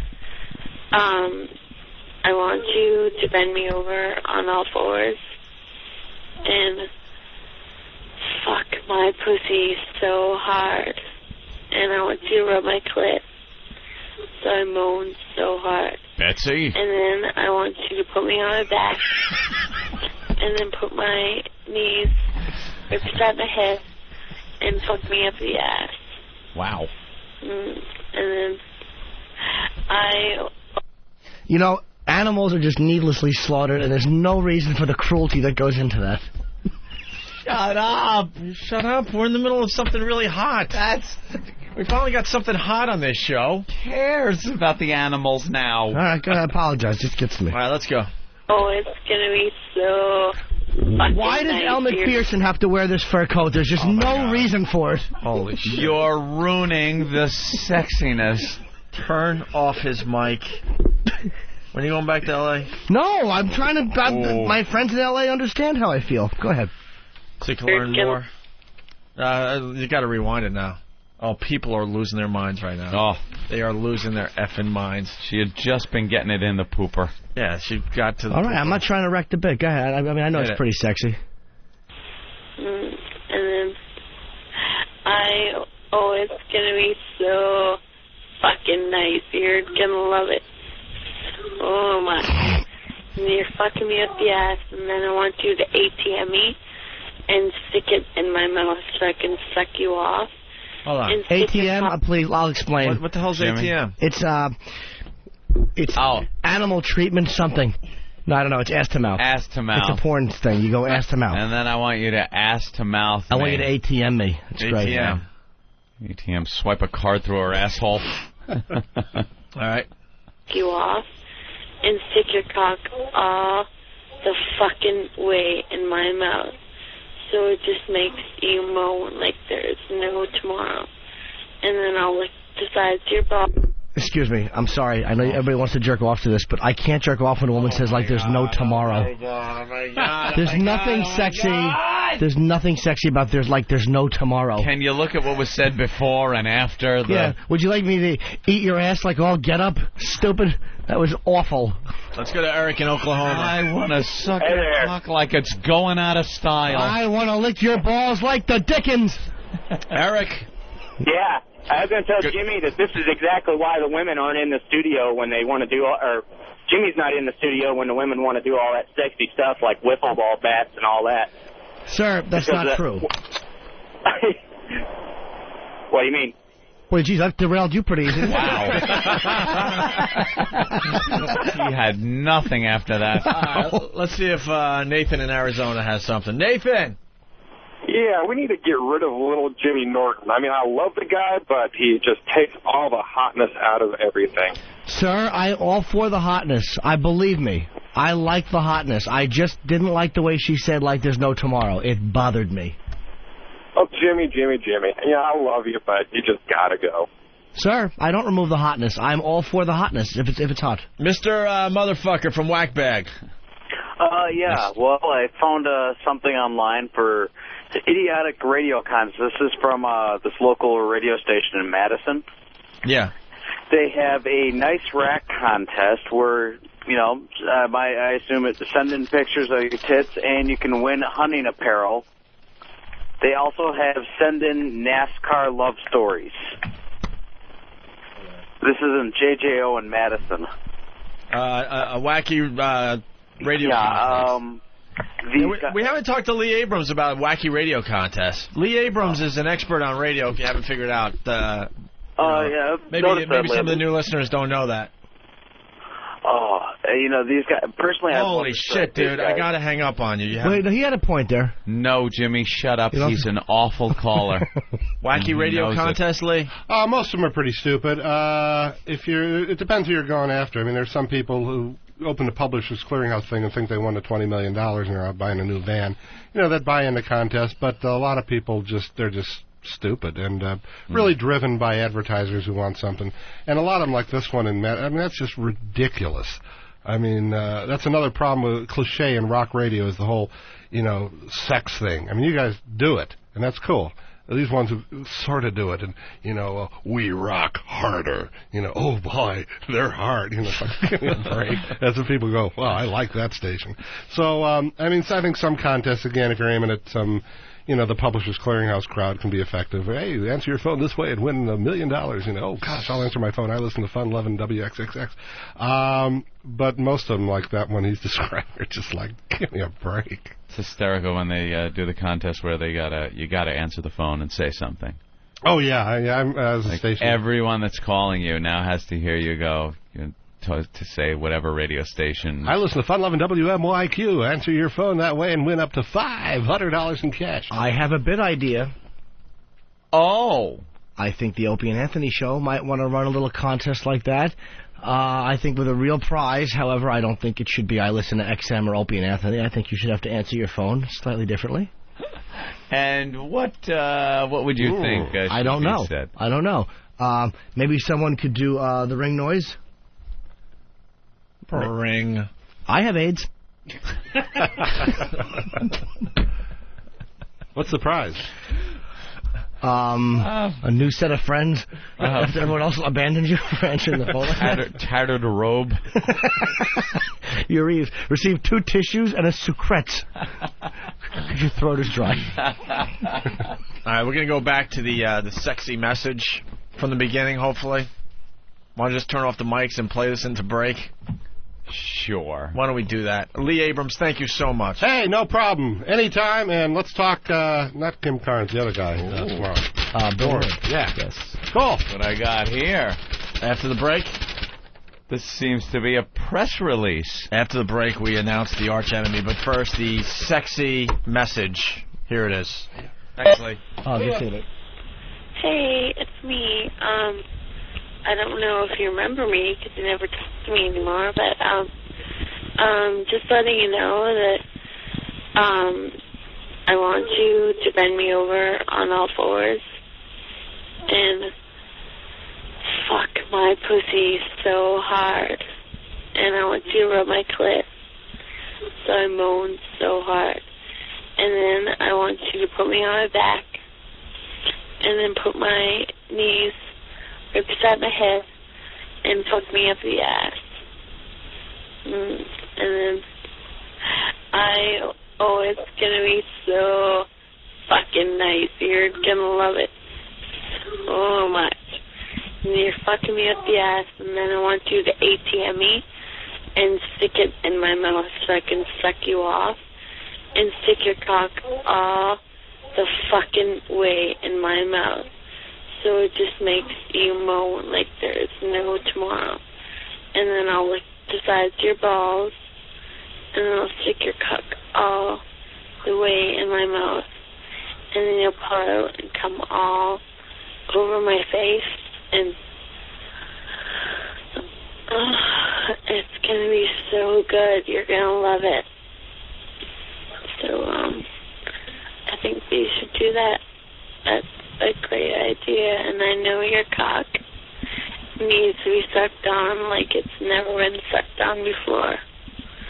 So you should give me a call, okay? Bye. What makes bad kids bad? What makes them do the things they do? Here it comes. Live. That's right. From Cracktown, USA. It's a joke. Deep in the heart of Washington, D.C. It's the Opie and Anthony Show. Quote, drive safely. Unquote. Isn't that lovely? Let's make a party out of it. The Opie and Anthony Show. Gather around the campfire, kids, and toast yourself a marshmallow. Settle in for another tall tale from your old Uncle Al Jorgensen. What made you get married?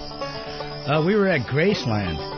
Yeah? Believe it or not, that's the answer. And that does it? I don't know. That's Elvis, some kind of magic some over here? kind of magic, weird shit. We got married at You see a vision getting married. lose all your shit. No, Graceland is bizarre to get married in, man. They have all these... You got married in Graceland? In Graceland, yeah. All right? At the little chapel behind in his backyard or whatever. And as you go all through Graceland, they have all these fucking rocks that are like, fake rocks, fake things that have speakers in it, that whenever you pass by the rock, it has some kind of motion sensor, and it says Elvis thing, so you think you're losing your fucking mind the whole time you're walking around there. Elvis? You're like, hey, man, don't worry, it's going to be okay. It's all going to be okay, man. Go ahead and get married, man. It's all right. Really? It's like, seriously. This is a true story. All right, so we're at the altar at the little chapel, me and Angie. And I'm sweating because I've already had one really ruinous, failed, horrible, shitty-ass marriage. So right? why would you do it again? Well, because she's great, okay? But and not only that, we were at Graceland. I got caught up in the moment, and I'm really glad I did. But at any rate, I'm at the altar. So I go, look, I got to take a piss. So I left Angie at the altar, went to go take a piss. And in the actual bathroom next to the altar, there's an escape door. Get out. Guys, I swear to God, there's an escape door in case you just want to bolt at the last Does that rock say, second, right? run, man? Just run. No, but Take off, man. so I'm in there looking at the Don't do door. it. I'm throwing water on my face because I'm kind of like, man, do I really want to do this? I don't know. And I'm looking at the escape door in the back, which is open. I check, so you can haul ass and run, right? And I'm throwing water on my face. All of a sudden, I hear through the speakers, it's all right, man. It's all going to be okay. And they do that shit on purpose. I swear. I talked to Pastor, what was his name? Pastor Bear. Pastor Bear was the guy who looked exactly like Jerry Falwell. It was creepy, man. It was it's creepy. Jerry Falwell married us, basically. And, they got Elvis piped through everything. Everything, man. It's creepy. It's sad, man. Did you plan on getting married there, or did you just get there and go, hey, let's get married? Last minute thing, yeah. That's one of those places that people like Vegas and there, people just me and decide. Brittany, it's like the same kind of deal. Well, we're done spinning yarns today, kids, and it's a good thing, too, because I got to go carve my initials in a coyote. Come back soon for another tall tale from your old Uncle Al Jorgensen.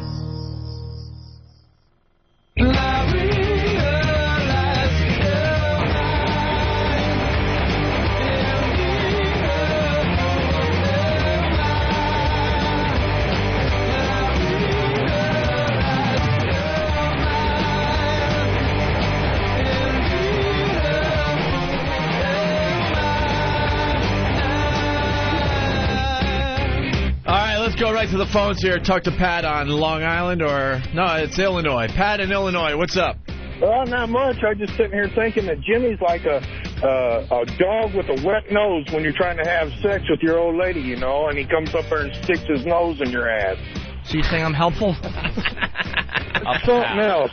You ruin it right off the get-go, Yeah, I really Absolutely. Go ahead. So you're doing it to me, though, not Jimmy. You fucker. And just from listening to you talk, every time that come on, it's like, all right, fine, I got myself all worked up again, and then this fucking wet dog comes in there and sticks his nose in your ass and kills the whole mood. Good. That's what you get for jerking off to some anonymous phone message. Creep. All right. We're going to be back in New York tomorrow. And on Friday, we should remind people we're doing the eggnog drinking contest.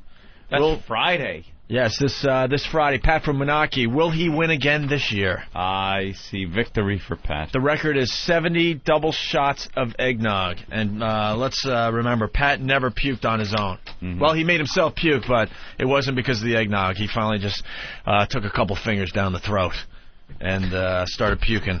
So, eggnog drinking contest this Friday. We got a bunch of truckers that are convinced they could take Pat out. So it's going to be very, very interesting.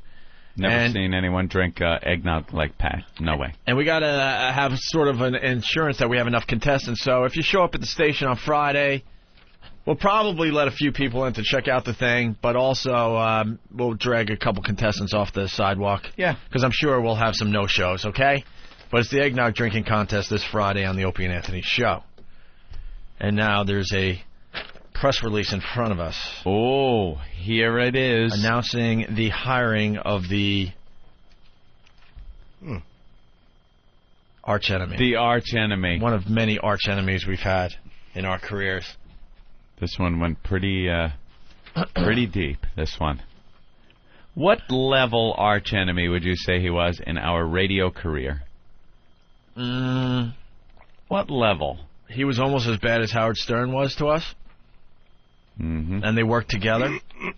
They worked hand in hand. And he was just... he was just as bad as Howard was, certainly. He was Howie's, like the right-hand man. Yeah. Whenever Howie would get pissed off at us and want something done about it, this was his attack dog. Robin? Fuck that hole. She stinks. Ooh, please, you can. No, thank you. No, thank you. Yeah, where do we begin with this one? Well, we worked for the same company as this guy. You would have never known it because he cock-blocked us all the time. It was supposed to be one big happy family at Infinity Broadcasting. If we needed bands as guests on our show, we were supposed to be able to use all the resources of Infinity Broadcasting and then Viacom to get these. This meant MTV, other radio stations that were under the Infinity umbrella. We were supposed to be able to go to them and say, hey, we'd like such and such a band on our show, and that band would be delivered. Correct. But instead, we had to go about getting bands on our own, digging, scraping, trying to find some kind of bands to be on our show. And the second we would announce that that band is on the show, this guy, arch enemy, would get on the phone, make some phone calls to record companies, management, and bands, and say, oh, you're doing their show? Well, do that, have fun.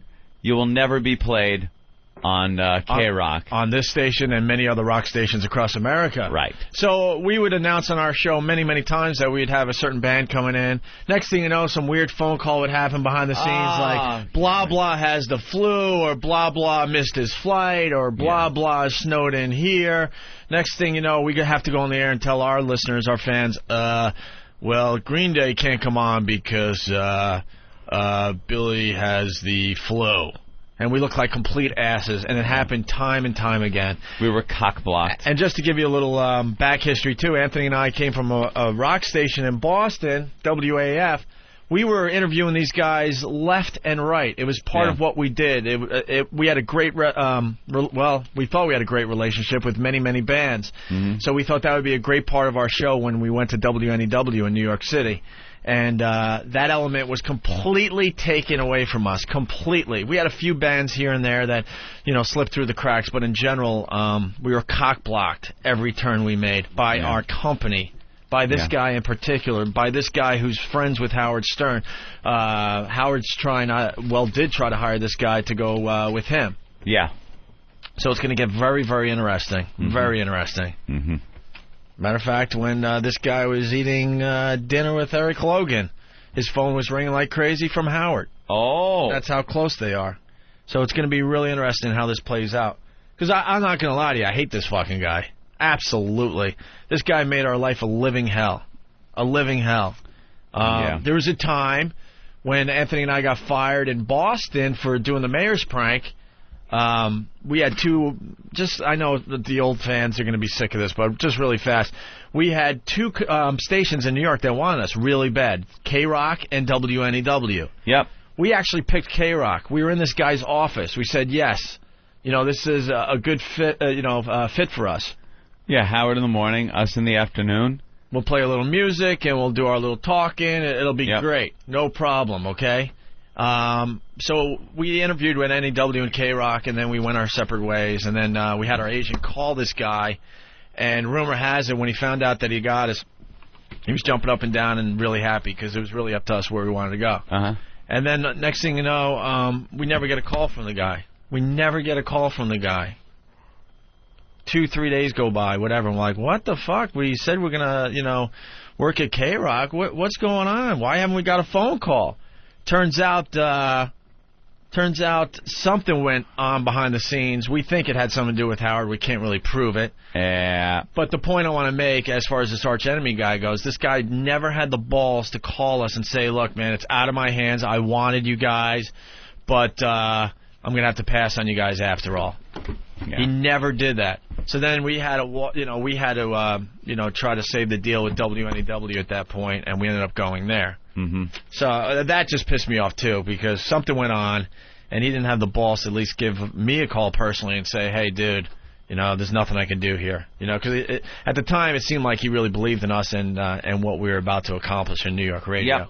So not only did that not happen, and we didn't go to K-Rock, then we were doing our show, and we just got fucked left and right when it came to bands. Left and fucking right. It was unbelievable. And XM has hired the guy. I'm not going to lie to you. The guy's very talented, and he's going to help XM. Big time. Yeah. Big time he's going to help XM. And he wants to take a peek at our show. Ooh. And, he did work with Howard. Even though Howard beat the shit out of him on the air, the guy Howard actually listened to this guy and what he had to say about the show and gave his opinions on the show. So without further ado, XM hires Steve Kingston as Senior Director of Label Relations. Here it is. Steve Kingston. If that was your pick, you are a winner. Steve Kingston. Mm-hmm. XM Satellite Radio, the nation's leading satellite radio service with more than 5 million subscribers, has named Steve Kingston Senior Director of Label Relations. In this new position, Kingston will work directly with record labels to help break new artists, create special XM promotional opportunities, and assist in securing artists for exclusive XM performances. There you go.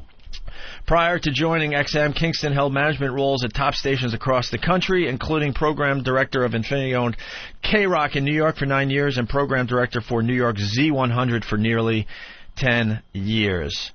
From on-air talent to program directors to production, XM places a premium on having the best people in radio as part of our team. Steve Kingston's relationships with labels, artists, and managers, and his exhaustive background in radio make him the perfect fit for this new position and a welcome addition to the XM family, said Elo, Executive Vice President of Programming for XM. Then we got a quote from Steve Kingston. The XM platform provides seemingly endless possibilities to promote artists in meaningful and interesting ways to millions of listeners. I am eager to start the next phase of my career with XM, and I look forward to helping create new opportunities for music labels and artists to further benefit from the broad reach of XM satellite radio, said Steve Kingston. So we'll see if we finally get bands on our show. It is amazing how many people are leaving commercial radio that were actually credible. After you, look, I know I'm not being hoo-hoo, but after you guys signed with fucking XM, everybody, it was like that was the first big name hire on satellite, and fucking everybody came after that. I don't care what anybody says. Yep. The first. The guy's very, very talented. And now he's working for us, so I guess we'll have a lot of bands coming on the show. That's what I assume. He knows a lot of bands, has great relationships with them, so I expect bands. You think he knows Sabbath? Bands just jamming left and right. I'm sure he knows Sabbath. So maybe he's not a bad guy.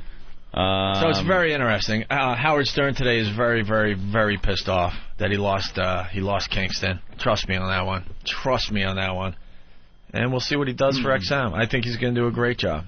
By the way, I have banned, I'm not even going to say I'm going to ban, I've banned Lucky from whackbag.com. Why is Lucky that? From Whackband, Whackbag, you are banned from instant feedback. Everyone else is instant feedback. There it is. I'm reading it. Because for, I don't know, a week now straight, I've had to look at his capital lettered yawn. Like YAAAWWWNNNE. If he doesn't enjoy whatever we're talking about, just leave. So I'm sick of looking at your big yawn that you write every day. And now you are banned. I shall not have to look at your name, where you're from, or your post anymore.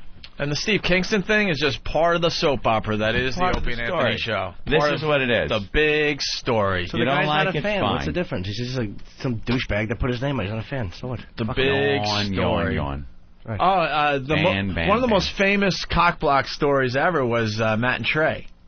Oh, right. Where Ice Cream Oh, Man God, came into the heated. studio and all that. Mm-hmm.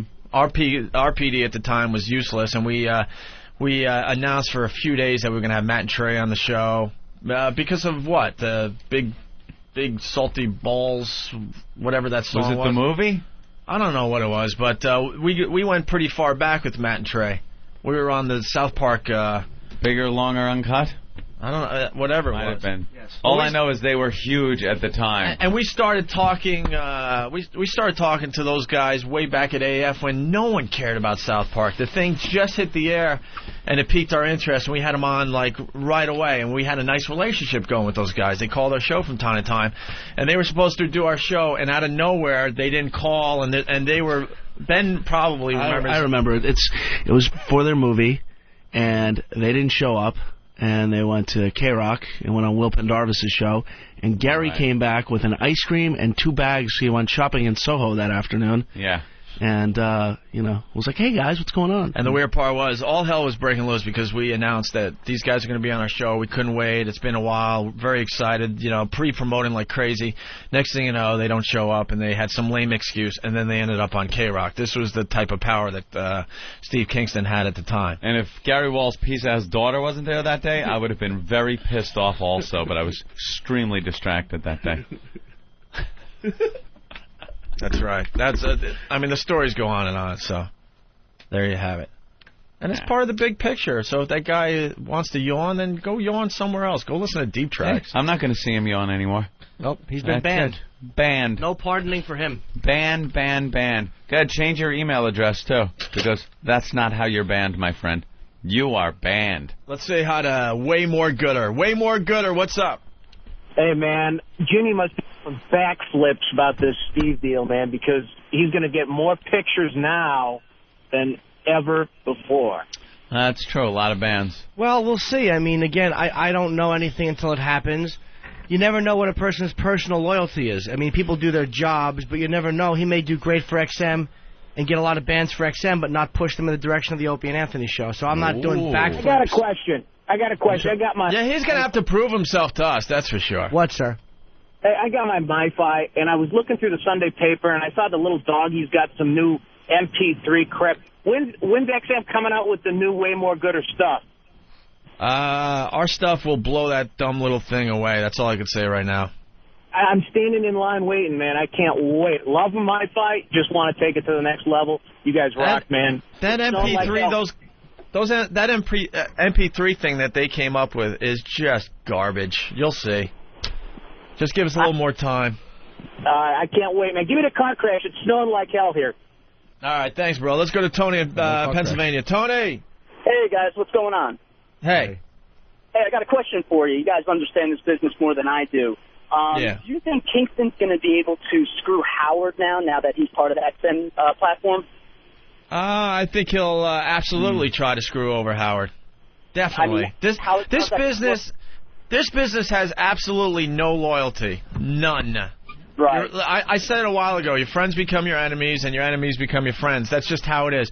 Tim Sabian was a huge friend of this program and turned his back on us to go work with Howard. I can't even tell you how unbelievable that is if you sat in that office with him and us, and how much he, said that Howard was done, over the hill. You guys are the new up-and-coming thing. I just loved working for you guys. Or with you guys, wanted to do that again. And then he just turns around and goes for a paycheck. It's unbelievable to me. And he still wants to be friends. I'm like, are you kidding me, Tim? Have fun. Maybe we'll be friends after that fails miserably. But that was like a disappointment. But you know what? It's time to start realizing that this is just what the business is all about.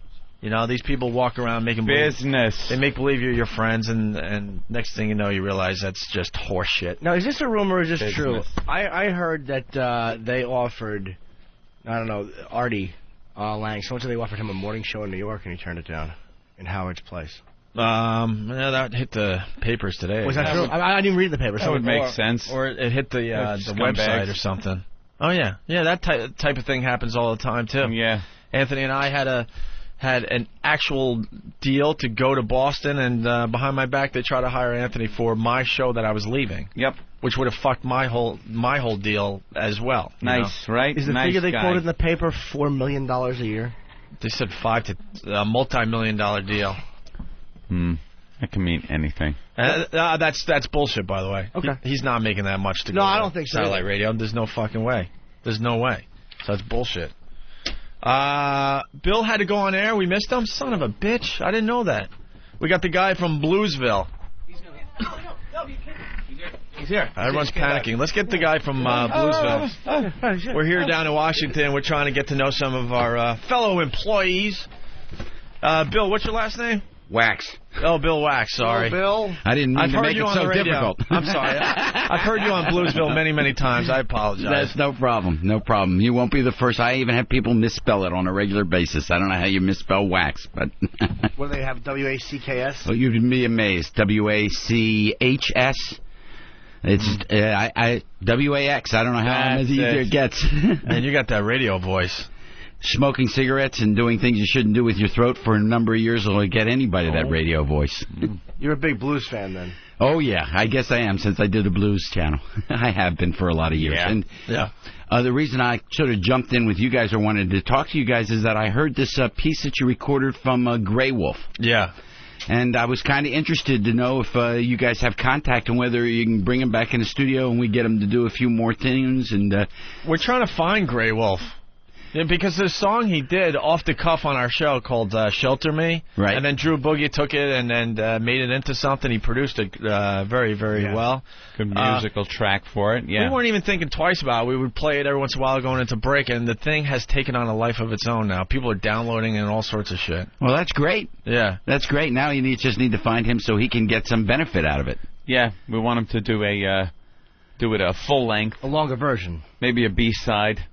Ooh. Yeah, sure. But he's homeless, so but he's homeless in New York City, so it's kind of hard to look up his address or give him a phone call or something. Yeah, we really don't know where he is, but just got to kind of at night listen real close for that flute. Yeah. Thing that he plays. And yeah. Well, if you catch up with him, I'd love to get a chance to hear some more if he's got other stuff. Maybe we get him in the studio, do some other things. I understand he's a little rough on his own, and then when you sort of mixed around them, it made a big difference, and we can do that again. So it would be very cool. I just thought it was an interesting thing, finding a guy off the street. How cool is that, man? Yeah, Keith the Cop is looking for Grey Wolf. And a cop in the studio helps.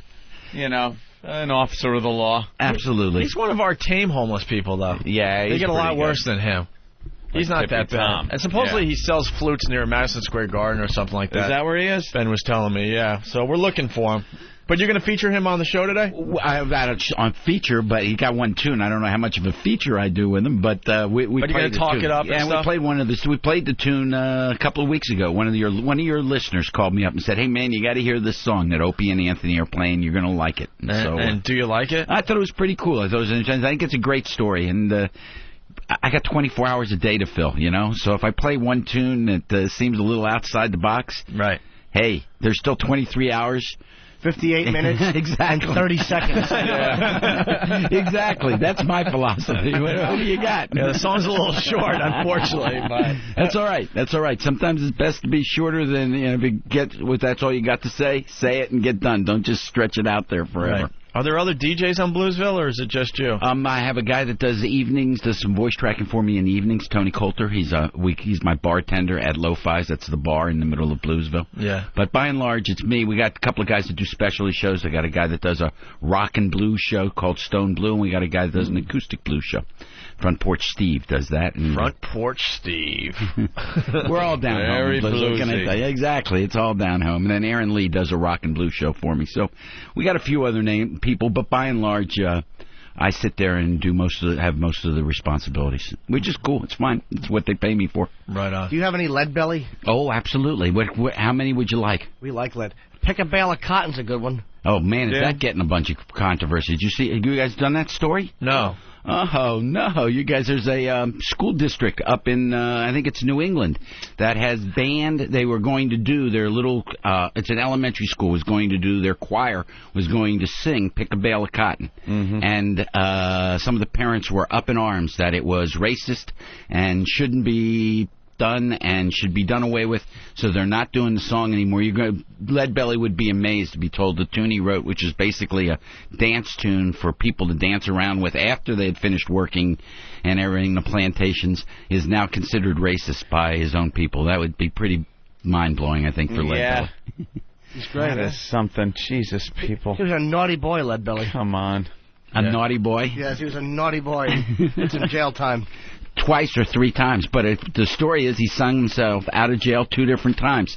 Not bad. You get in jail and then you write a tune about the governor and he makes you, gives you a pardon. Those of you in jail that listen to Opie and Anthony, there's your ticket, dudes. Yeah. Well, the white man stole a lot of the songs from the black man. And the black artists were stealing the songs from each other. I mean, that's sort of the nature I like that. That's sort of the nature of the blues. People have been covering each other's tunes or taking your tunes, changing the words a little, keeping the same. Yeah, some of these songs, because I'll go into a record store or whatever, you don't even know who the original artist is anymore, because you see all these really old blues guys doing these songs that you know from white artists. But then you can't really figure out who actually came up with the song to begin with. I have a question. It's one that we love. It's the one Nirvana covered. It's the Leadbelly's Off Unplugged. In the Pines. Oh yeah. Who wrote that? Leadbelly. It is his song. That is an amazing song. Well, it's Kurt Cobain made that an amazing song. Because then I went out and got the Leadbelly version. I'm like, all right. Not quite Kurt. I mean, Kurt gave that some crazy feeling. If you're coming to Leadbelly from Kurt Cobain, Leadbelly's going to be somewhat of a disappointment on that tune anyway. It's just not going to. What's be the name Kurt of that song Cobain. again?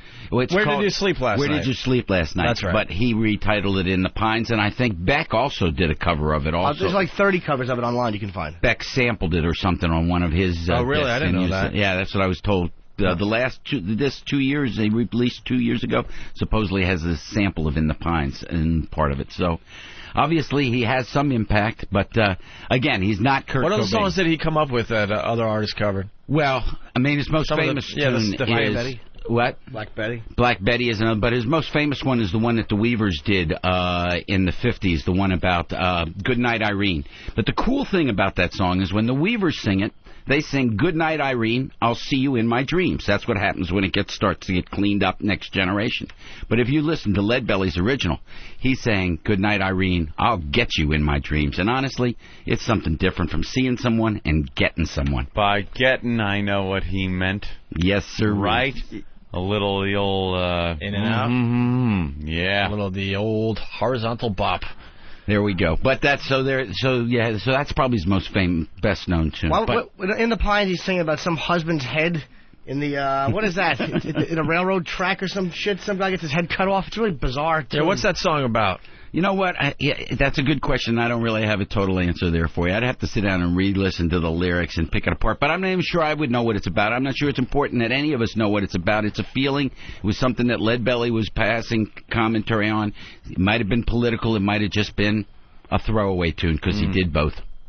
Cool guy. Not cool. Interesting guy. He had a crazy life. Yeah, and he got access to certain audiences that most of his fellow African Americans didn't because he was connected up to the Lomax family and was able to play. And so some of his music and that folk and blues got spread to a white audience that normally wouldn't have heard it that early in the 40s and whatever because Leadbelly had access to him. Yeah, we got lots of those kind of stories. I can bore you to death. All you got to do is come down to Exit 74 Bluesville, and we'll bore you to death. That's good. All right, you're playing Grey Wolf when today? Probably do it sometime this afternoon, between 3 and 4. Right on. All right, thanks, How about Bill. a tribute to Iommi someday? Tony Iommi, very blues-oriented guitarist. I don't know who Tony Iommi is. That's just, wow. That hurts. Blues guy. That hurts. He's one of the guys from Black Sabbath. Oh, yeah, okay. Well, he just inducted into very the Hall of Fame blues-oriented today. Yeah, very blues-oriented. Yesterday. Sort of dark Black Sabbath blues. Blues influence. He was a blues guitarist. Okay. He's a rock guitarist. No, but he would even tell you he was a blues influence. Add up. I'm telling you, Tony and I talk. What do I tell you? Add up. Anyway, guys, thank you. Thank you, Bill. And let me know if you hear any more from Grey Wolf. All right, it's Bill Wax, everyone, from Thank Bluesville. And this is the song he's going to play today. Here's Grey Wolf. Well, no, we're going to. I just wanted to see if, like, later, we're going to do. Bill. Oh God, you nailed him. That was very funny. Joe in Tennessee. Joe. Hey guys. Hey Joe. Jimmy. Thanks, Joe. I think this deal with this guy, the arch enemy, is going to be good for Washington D.C. Maybe the Decades channels, XM Live, but I'm really, guys, I think I'm going to get burned on this. We'll see. Well, we'll see. I mean, they want us to sit down and talk to them and stuff, and we haven't really decided on that yet, Well, good luck with it. But as far as the music channels go, it's going to get even better. I've noticed the music channels have gotten a lot better. This guy, John Zellner, is really shaping up the channels big time. I think John Zellner's coming in today. He scared the crap out of us yesterday. He has this, like, Rain Man thing. Oh, yeah. You give him a year and a month? Even a day. Yeah, just give him a date, basically. Yeah, give him a date. And he'll tell you what the #1 song was in America. And we did one. I'm like, yeah, but you could just be saying any song. He runs into his office to get the book to prove that he was right. Going to the 60s, doesn't matter. Make sure he brings his book. September 4th, 1963. He'll tell you what the hell the #1 song was. Right. Amazing. And also, I guess he's an expert on Brady Bunch trivia. I have a couple of questions he will not get the answer to. Oh. You want to get some Brady Bunch questions? All right. I mean, Ant's pretty good. I don't know if you want to take him on today. I'm not good in a pinch like that. Oh, in a pinch. He's one of the... Yeah, but you knew stuff that Greg Brady didn't know. Yeah, I know, but... maybe the listener should come up with the questions. Uh-oh. That'd be good. Yeah, I think the listener should probably have some really deep Brady trivia. We could have a few. We'll see what happens. Zellner will be in here in about a half hour. Let's play this Grey Wolf tune as we go to break. Shelter Me. Going to be featured on Bluesville today. Check it out. Let's see how this comes out. All right? They're right there. All right, here we go. I got a break.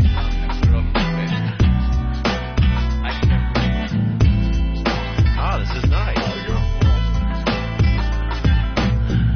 This is a story about a man. He always was. We just got to stop this for a second because for the first time I noticed something new in this song. You were just completely disgusted at the beginning of this song as he's explaining what the song's about, and he's reaching deep into his soul. Yeah. And he's ready to sing his lungs out. All you hear is Anthony in the background.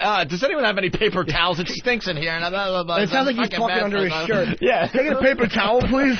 I never noticed that. Do I until really? just now. I didn't even. I've heard this song probably 100 times, and for the first time I'm hearing that in the beginning of the song. Like, Anthony is just completely disgusted. And this guy's ready to sing his lungs out, and all this pain that is just built up inside him is ready to come out.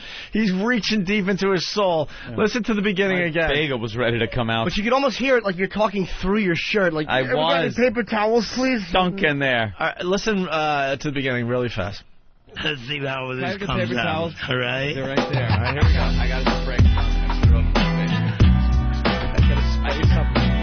I gotta spray something. What a jerk. Anyway, I have paper towels. I gotta spray something. This place stinks. This guy's about to just, go off on a very profound song about being homeless, and I'm just telling them they stink. He's ready to take a fine blues journey, and you just want... Get me something. This stinks. Playing Caddyshack drops. What a creep. I just wanted to point that out. That's the first time I noticed that. I never noticed either. It's pretty funny. All right, Grey Wolf and Shelter Me as we go to break. Let's see how this comes out. Towels? All right? They're right there. All right, here we go. I got a break.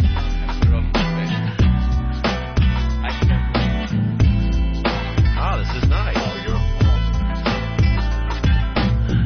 This is a story about a man. He always was so lonely at night. But his voice was rowdy. You could hear it all through this train station. And I'm going to sing this one. This is about Tippy Toe Tommy. Let's go while we're young. It's late at night. And I have nowhere to go.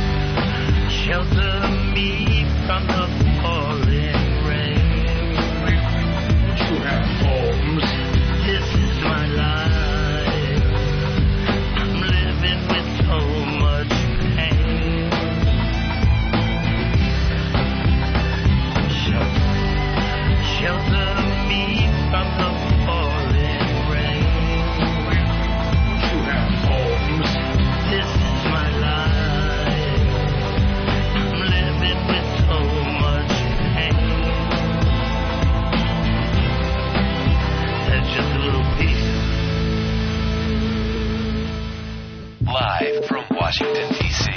On this day, prescribed by law and marked by ceremony, we are led to one conclusion. This place just blows. You're being harsh. The Opie and Anthony Show. The Opie and Anthony virus. Get infected. Balls Deep from Board Planet. He just thinks he knows everything. You know what? Ban. Balls Deep is being banned. You can't ban him. Why not? He can't get every magazine in the mail. Fucking idiots, he calls us. He can't. All right, You can't ban him. There's a lot of magazines out there. You can't read all of them. Jesus. You can't read all the magazines out there, Anthony. All right, last chance for Balls Deep. Next time, though, banned. What is this that you just handed me? Does anybody ever get banned? Every time I'm in here, you're going to ban somebody, and Opie goes, come on. No. Way to wreck the bit, Bill. No. Jesus. Oh, did I ruin it? Yes, that's the bit. Thanks. Jeez, thanks for being so observant. Really am a fucking idiot. Gee, that was... Wow. Look at them dying in there. Did I really just expose one? I had no idea. What the fuck? If I can figure it out, the people at home can't figure that out? I didn't think people could figure it out. I thought our acting was up to par on this one. We were doing a great job of acting the part that I was really adamant about banning him. And way to go, Bill. Way to go. Well, why don't you have somebody give me a list of some of your top 10 little bits here, and I want to expose them. I'm sorry. I'm going to cross that bit off the list. Just scrape that one off that page. That right there. bit is finally done. Thanks, Bill. There it is. Just just erase that. Way to be so observant. Jesus. Let me see. Billy Burr. Let me ban him right now. Don't worry, because I won't really, because I never do. See, that's the gag.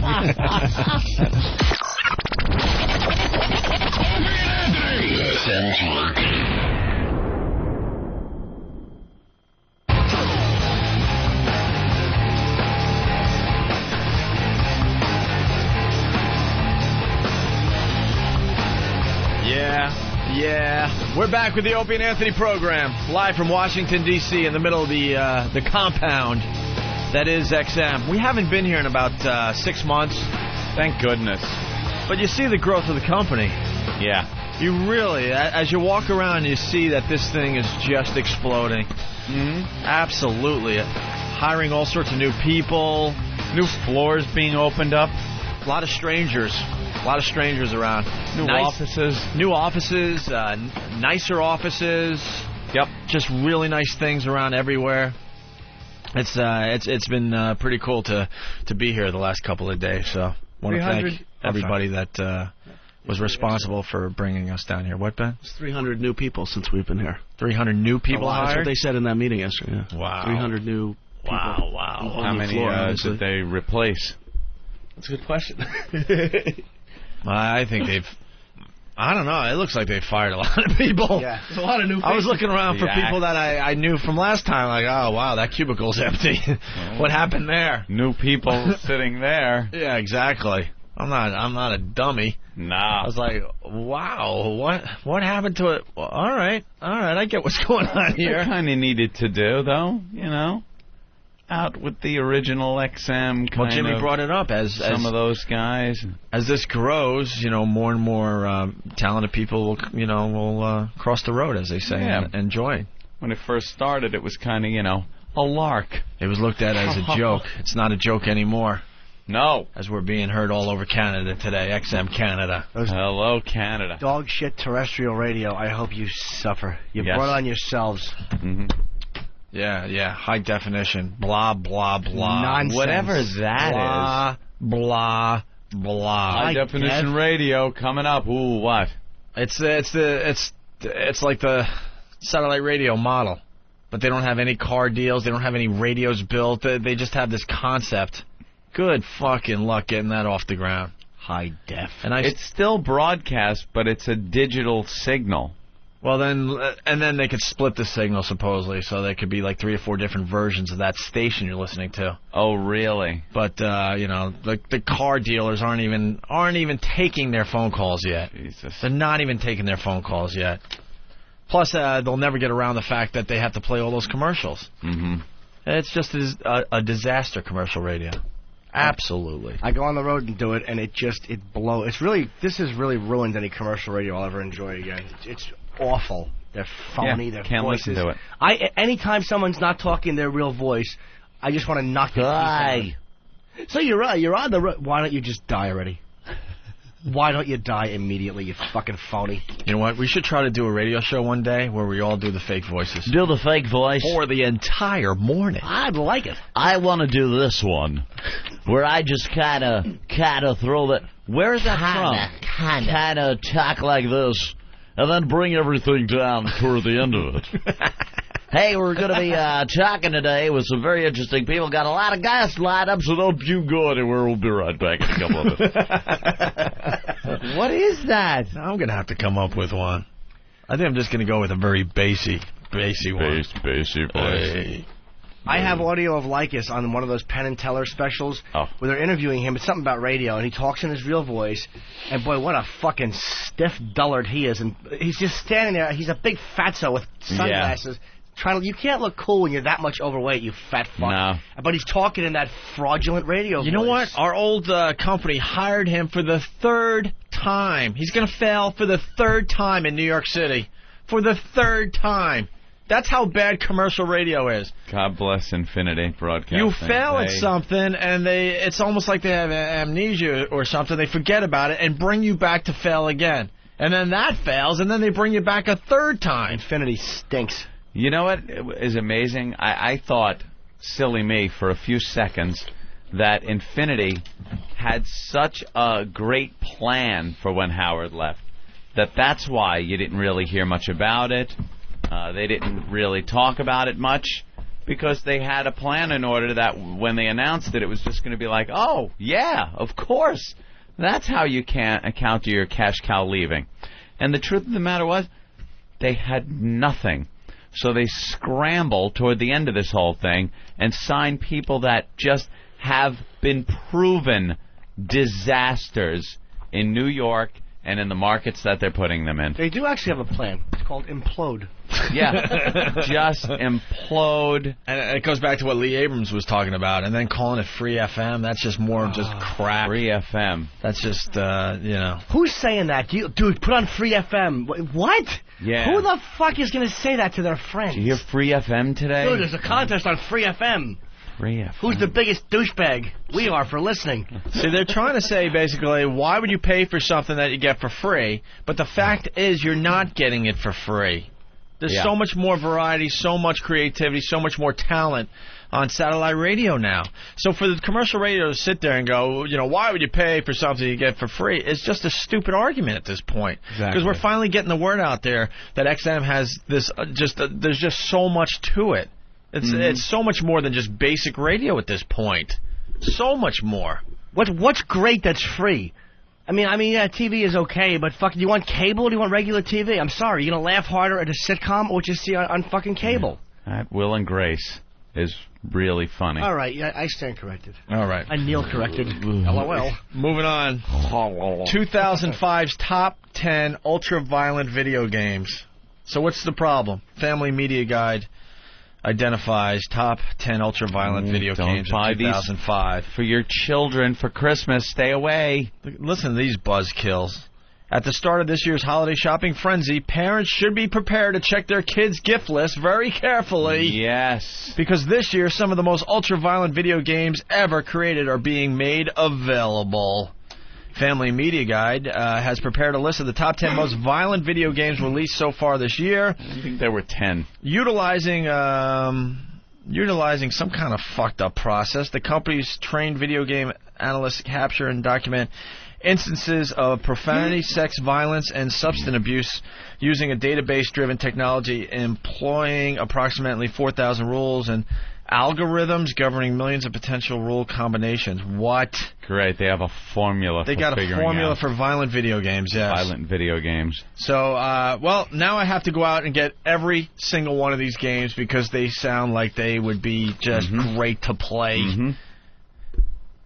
Actually, I like the fact that they do this. This way you don't have to buy it for your fat, awful kids. Just don't try to stop adults from doing it. Yeah. You want to keep your kid overly protected? Fine. Just don't fuck with the adults. Is this in any order or? Yeah. Let's start with number 10, which is True Crime, New York City. Been snooping that one. Player is a New York City cop looking for information regarding the mysterious death of a friend.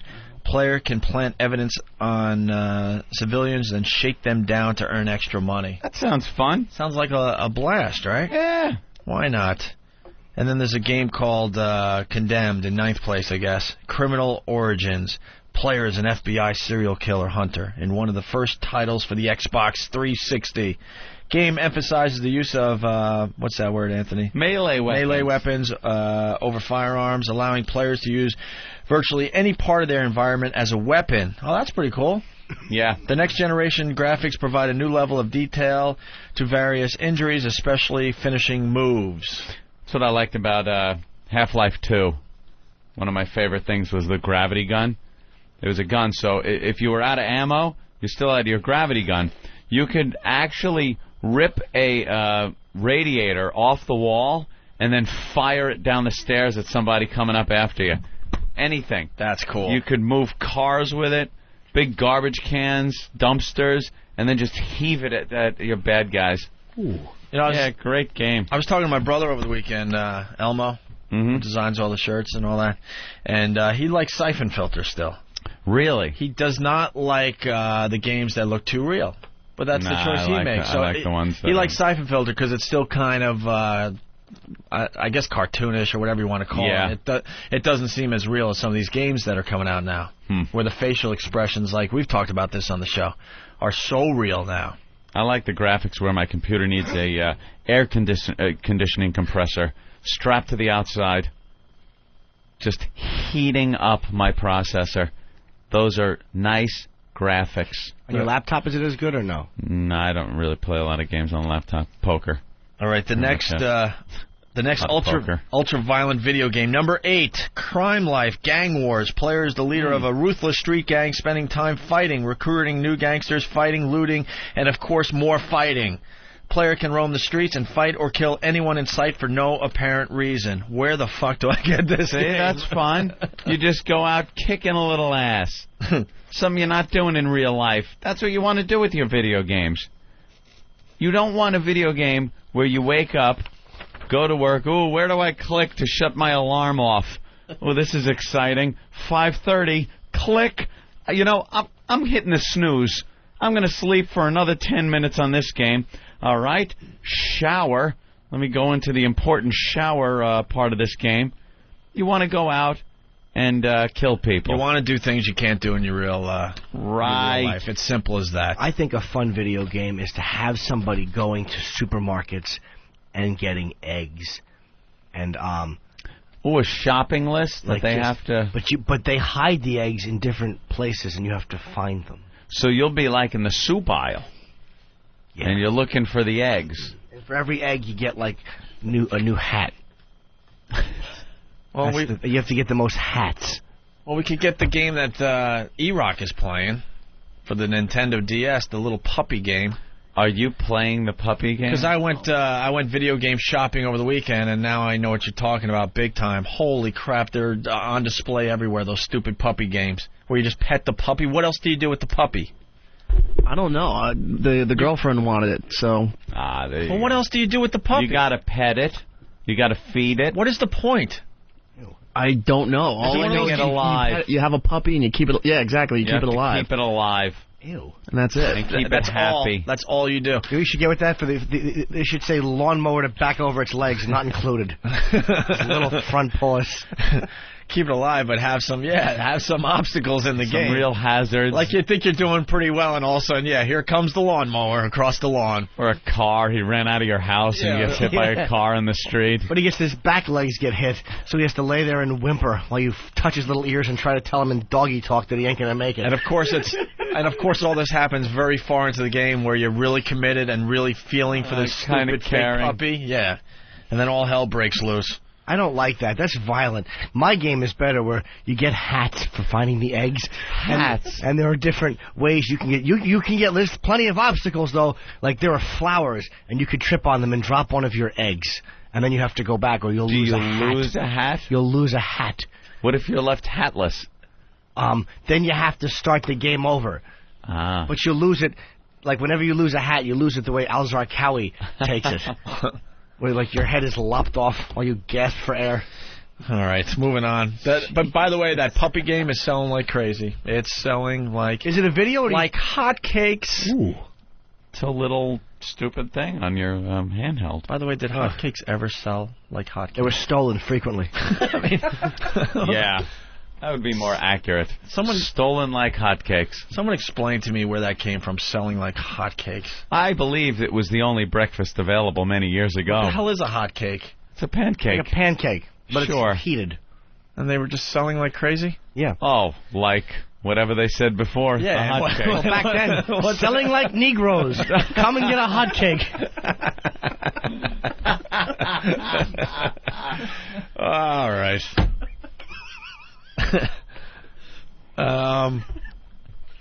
Number 7 on the ultra-violent video game list for 2005 is 50 Cent, Bulletproof. Yeah, boy. Game is loosely based on the gangster lifestyle of rapper Curtis 50 Cent Jackson. Player engages in gangster shootouts and loots the bodies of victims to buy new 50 Cent recordings and music videos. Wait, that's ridiculous. You kill people, and then you loot the bodies to buy 50 Cent shit? Yeah, I'm not buying that. Now, How is that like his life? The next game is getting quite a buzz. I'm going to go out and get this one, actually. Rockstar putting this one out? Is it Rockstar? I believe so. The Warriors? Yeah. I hear this game is pretty cool. Yep. I hear it's really cool. Based on a 70s action flick that set new standards for artistic violence, a street gang battles its way across New York City in an attempt to reach its home turf. Player issues several commands to his gang, including Mayhem, which causes the gang to smash everything in sight. Mayhem. Love it. I want to get that one. Yeah, I'll check that one out. I bet you at the end they have 3 little bottles you have to cling together. Cling, cling. Warriors. Number 5. That wasn't even his best part in that movie. The best part is when he walks up to that newsstand thing, grabs the candy bar, and starts eating it, and the girl asks for a quarter or whatever it costs. She goes, it's 25 cents, and he just looks at her and goes, for what? Oh, yeah. Yeah. He murders someone and then steals a Snickers. Yeah. What a life of crime this guy leads. I was watching that movie the other night. And it reminds you how awful New York City used to be. Oh, I know. We brought that up. And they can't fake that stuff in those old movies. You can just see the dirt and the grime in the background. Remember awful Valerie Van Valkenburg? Oh! Who was great in Too Close for Comfort. She was horrid in that. And then she did nothing. Not the least bit attractive. Oh, floppy tits. Swan. Let's say hi to Ray on Long Island. Ray?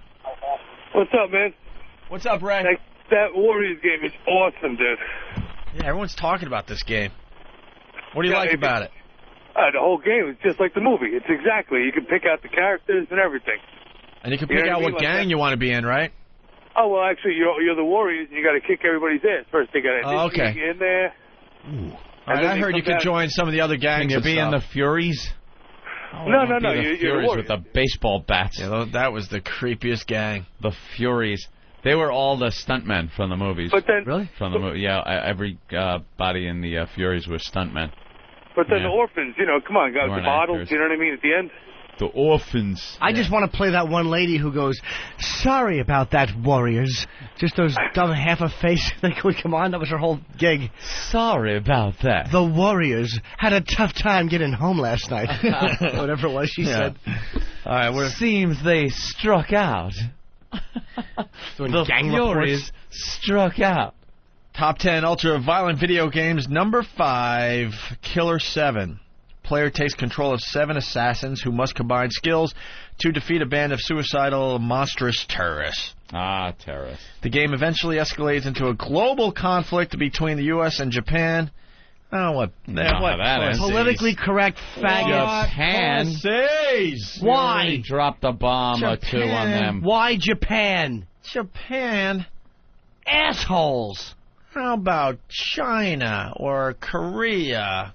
Or how about the Middle East? Obviously. Sure. Japan. Oh, I was thinking the Jews. How about the Jews? That was their way of getting this through. Yep. Unbelievable. We're not going to go after Islam because that would be accurate. No. That's basically what this game is about. But they're substituting Japan. That's unbelievable. Player collects the blood of fallen victims to heal himself and must slit own wrist to spray blood to find hidden passages. That sounds pretty cool. A little odd. 4th place, ultra-violent video games, Narc. Have you played Narc, Anthony? No, have not played Narc. Player can choose between 2 narcotics agents attempting to take a dangerous drug off the streets and shut down the K-Rack cartel. Crack cartel. While being subject to temptations, including drugs and money. To enhance abilities, player takes drugs, including pot, quaaludes, ecstasy, LSD, and liquid soul. Yeah, man. Which provides the ability to kick enemies' heads off. You can kick their heads off? Nice. That is a good one. Oh, man, that's awesome.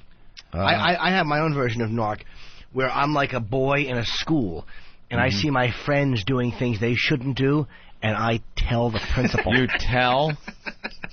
And what do you get for that? I get stars, and the bad people get demerits.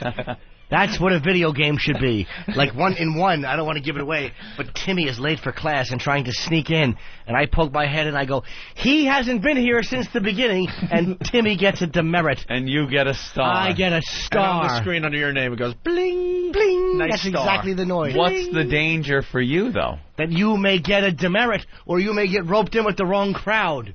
Or maybe a playground bully doesn't like that you're telling and can beat you up. The playground bully comes over and goes, hey, you, smoke cigarettes. And you go, I don't smoke cigarettes. So instead he drags you into the back and you have to help rape a retarded girl. Now there's a game. That's Screw terrific. the eggs and the hats. That's a game. That's a terrific game. Jesus. 3rd ultra-violent video game for 2005. It's God of War. Yeah. Have you played God of War? No. All right. Have you played any of these games? Yeah, a couple. Okay. Player becomes a ruthless warrior seeking revenge against the gods who tricked him into murdering his own family. Ooh, those gods. Prisoners are burned alive, and player can use finishing moves to kill opponents like tearing a victim in half. Yeah, right. That's what we need in our video games. Sounds fun. All right. The runner-up as far as the top ultra-violent video game for 2005, Grand Theft Auto San Andreas. San Andreas. We know this game. We don't have to explain that one, Love right? the whole series. Got the prostitutes and the gangs and the drugs and the murder, the running over people. They always tell you, though, the real violent part of the game, where you recover health by visiting prostitutes, then recovers funds by beating them to death and taking their money. I wish life were that simple. Fun. That is such a great move in that game. It's a little naughty, too. I don't like that, though. Josh in Minnesota. Josh? All right, guys. God of War, you get 2 meat hooks on chains, and you get to rip undead corpses in half and basically swing them at each other and kill everything in sight. Blood flies everywhere. And there's a scene where you can actually have sex and score with multiple naked women, and depending on how coordinated you are, it'll give you bonus life points and stuff. That's not fun, sir. It certainly is. Whatever happened to a game of tiddlywinks? You snap that tiddlywink and it flies up into the cup, and then you pick up sticks. I enjoyed both of those games. Were fun to play with my quadriplegic friend. And I would use the toe of one of his still feet and use it to snap the tiddlywink. We would play together. And then his parents would come over and play. His parents would come over and play pickup. They would play pickup burden and take him home. Jesus.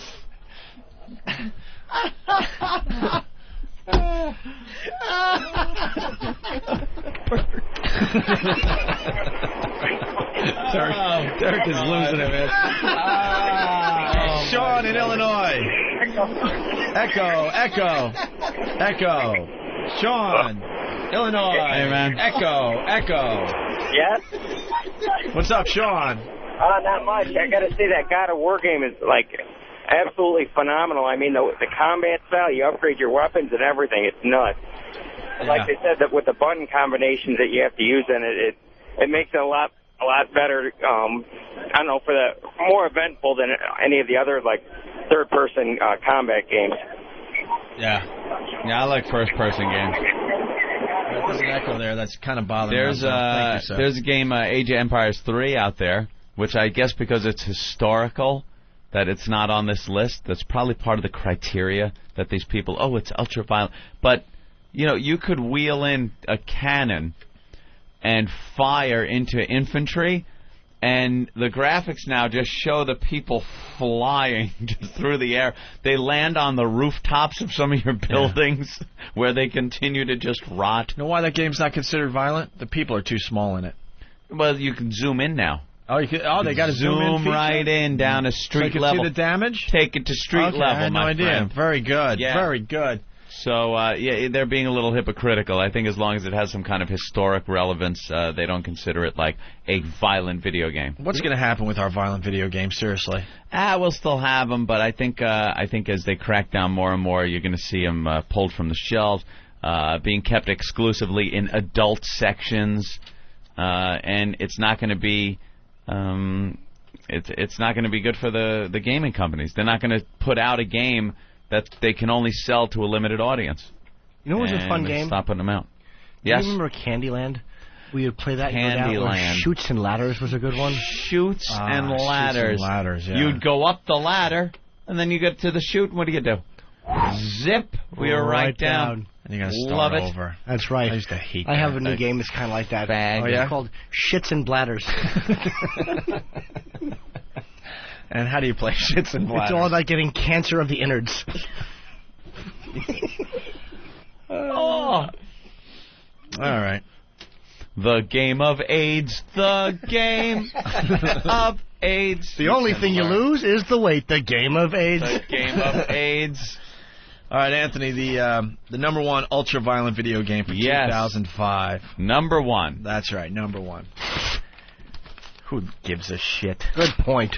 Just play them. Just you play them. enjoy them. Heart's content. Who gives a turkey? I haven't been playing video games in the past couple of days. Why, Anthony? Because I kind of got roped in. You hear all our comic friends, Opie, all our comic friends come on this program, and what do they plug nowadays? Remember when everyone used to plug their gigs and their personal websites? Yeah, Jimmy Norton would eat a bullet, and then they'd plug their gigs and everything. Now, Opie, they come on and go, gotta go to my MySpace site. MySpace. Everyone's with MySpace. So Bill Burr, you go to MySpace/Bill Burr, and you get to Bill Burr's MySpace. I wasn't too hip on MySpace. Didn't know what the fuck it was. I was playing a lot of games until I go on Whackbag and I read Anthony has a MySpace account. Ooh. And I'm like, oh, I do? So I go to it, and it's some guy using my name that I use on Whackbag. So it's not my name. It's not Anthony Cumia, but it's my screen name from Whackbag. And he's got the picture of me with my rapier looking completely ridiculous, which, that's what the picture's for. And his bio is kind of similar to something I would write, except in the heroes section, you had Adolf Hitler and things like that, and, wouldn't put that in public, not like that. And so I decided, okay, I got to now make a MySpace with my name so that someone can't steal it, and put stuff on there that isn't me. So I did that. Little simple thing. It's very easy to do. Boom, I had a MySpace account. And I start looking at other people's MySpace accounts and notice they have friends. They have graphics, pictures. Mine just looked like it had my name and a picture and a brief bio where, I wrote down a couple of things. It was pretty much saying, this is Anthony from the Opie and Anthony Show. Anyone else that says they're Anthony is full of shit. I made this MySpace so no one can steal my name. So I'm looking around going, all right, well, how do you do that? I want to do that. And it's the most user-unfriendly thing you can ever get involved with, because it's all, remember HTML programming? Oh, boy, back in the ye olden days? It's all code. So you have to know code, either cut and paste from someone else, alter a few things in order to insert in pictures and links and stuff. So I just spent like the past couple of days popping links on. I got links to, Foundry and my brother's 2U site and things like that. Of course, XM, our OpieandAnthony.com thing. MySpace, Jim Norton. Jim Norton is one of my pals. And now here's another thing. Your friend list. Here's now where the pressure's on. You start going, he has more friends than me. Jimmy Norton is up to, how many friends do you have? Not as many as I'd like. I have like 2,300, which I need a lot more. 2,300 friends. Do you accept everybody? Yes. You accept all of your friends? Yes, that's the real Jim Norton. How do you not accept somebody? Like they have to convince you. You can deny. Deny. What What if I want to be one of Jim Norton's friends on MySpace? Good luck. It would come up that Opie wants to be your friend. By the way, there's a guy named Opie. Yeah, he's holding. And he said he's holding the spot for you. Yeah, thank you. If you ever want to do that. Jim Norton was taken, and the guy I wrote him something was very cool. Let me have it. Very nice. Yeah. Very cool. So Jimmy, of course, in big bold letters, just has his upcoming gigs. Right. And then... Wait, just to go back really fast, so I want to be a friend. Do I have to, explain why I want to be a friend? So, no. So then that person decides if they accept you or not? No explanation. So it's just like, hey, I'm Joe Schmo from Albany. Friend request. Friend request comes on. But you should have to, try to, Here's what you do. Explain yourself a little bit. You click on the link next to it before you accept, and then you look at his MySpace. Now you see, because I've denied a couple of people that obviously were brand new, just wanted to be my friend. They had no other friends. Brand new account, no bio, no nothing, not even a friend. And I made a rule. I am not going to be someone's first friend. Good boy. I'm not going to be, when you scroll down to friends, one picture of me standing there as this guy's friend. You know what? I'm going to start my MySpace account today. Are you doing it? And I'm going to deny every single person except 2. You want 2 friends? Just 2. And who are they going to be? And then all day I'm going to just be no. Oh. Yes. That's not in the spirit of MySpace. I'm going to have 2 friends. That's it. Jim, and MySpace, and by the way. it's not you, and it's not you. Taking off. There are so many fucking people now on MySpace, it's ridiculous. Like, everyone has a MySpace site. Jimmy Norton has 2,327 friends right now. That's very impressive, Jimmy. Now, here's the tricky part. You can only display your what they call your top 8.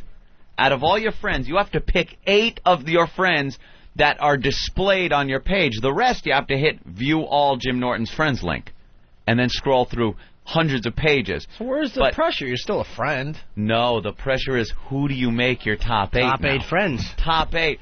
Voss yelled at me. I got an email from Voss going, why aren't I on your top 8? What? And I had to put him, then I had to throw someone from Whackbag off who got pissed at me for, I was in the top 8, why'd you throw me off? The pressure. So Jimmy's solution is to have Ozzy, is one of his friends. Yup. He has Ace. But he's not your friend. He is my friend. Just look at the MySpace and you tell me. He's not your friend. He is. Have you ever done anything with him? I've interviewed him. We sat and talked. Anthony and I interviewed him. I sat and talked with Ozzy. You barely talked to him. We took a couple of pictures. I asked him. You were shitting in your shoes that day. You didn't interview Ozzy. I asked him to sign Let's be honest here. You were a scaredy cat. You were petrified. You asked a couple of cute questions at the end. He's my friend. We did the heavy lifting that day. Ozzy should be our friend. No, Ozzy is my friend. You haven't done shit with Ozzy. Ozzy is, according to MySpace, Ozzy is Jimmy's friend. One of my 8 friends. Along with Ace Frehley and Peter Criss. When did you hang out with Ace Frehley? We didn't hang out yet, but he means to. The thing about MySpace, Opie, you don't have to meet anybody. You have to prove that you've done some friend thing. Not with MySpace. I hate They are MySpace. just MySpace friends. I have over 450 friends now. I don't know any You of them. don't even have a friend in real life. In real life, I have no friends. Anthony doesn't have a friend in real life, but now he's this social animal online. Friends. Ace Frehley, Boy, Peter they're going to be Criss. disappointed. And Ozzy. Yeah. Yes, those are 3. And now the rest of Jimmy's friends, the top 8, all trannies. He has picked trannies as his top 8. Top 5. They will be the top 8 sooner or later. I have to work them in. They're all just going to be trannies. And then Jimmy's got things, because you can give general information about your interests, musical tastes, which he has music. The Robert Reed Robe Pocket Full of Tissues commemorative Christmas album. And anything by Marvin Gaye after 1984. Holy crap, dude. Some of Jim's favorite movies. The Mystery of Jane Mansfield and the Empty Hat. It's one of my favorites.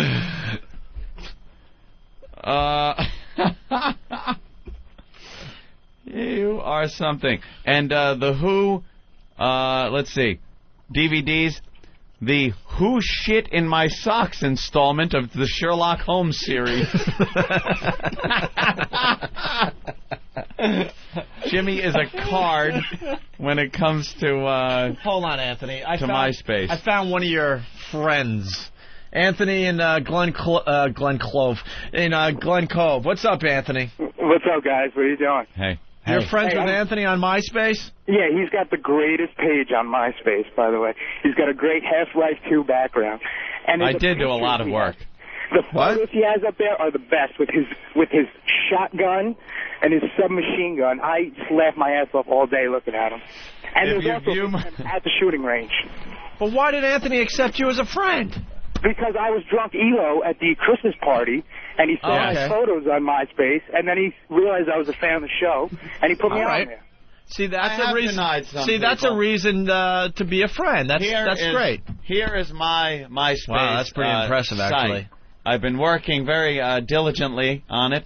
You can see my pictures. I'm holding my shotgun and my AR-15, which really makes me look insane. I have plugs to. I have links to the OpieandAnthony.com, XM satellite radio, prominently displayed on it. Figured I'd do a little plugging.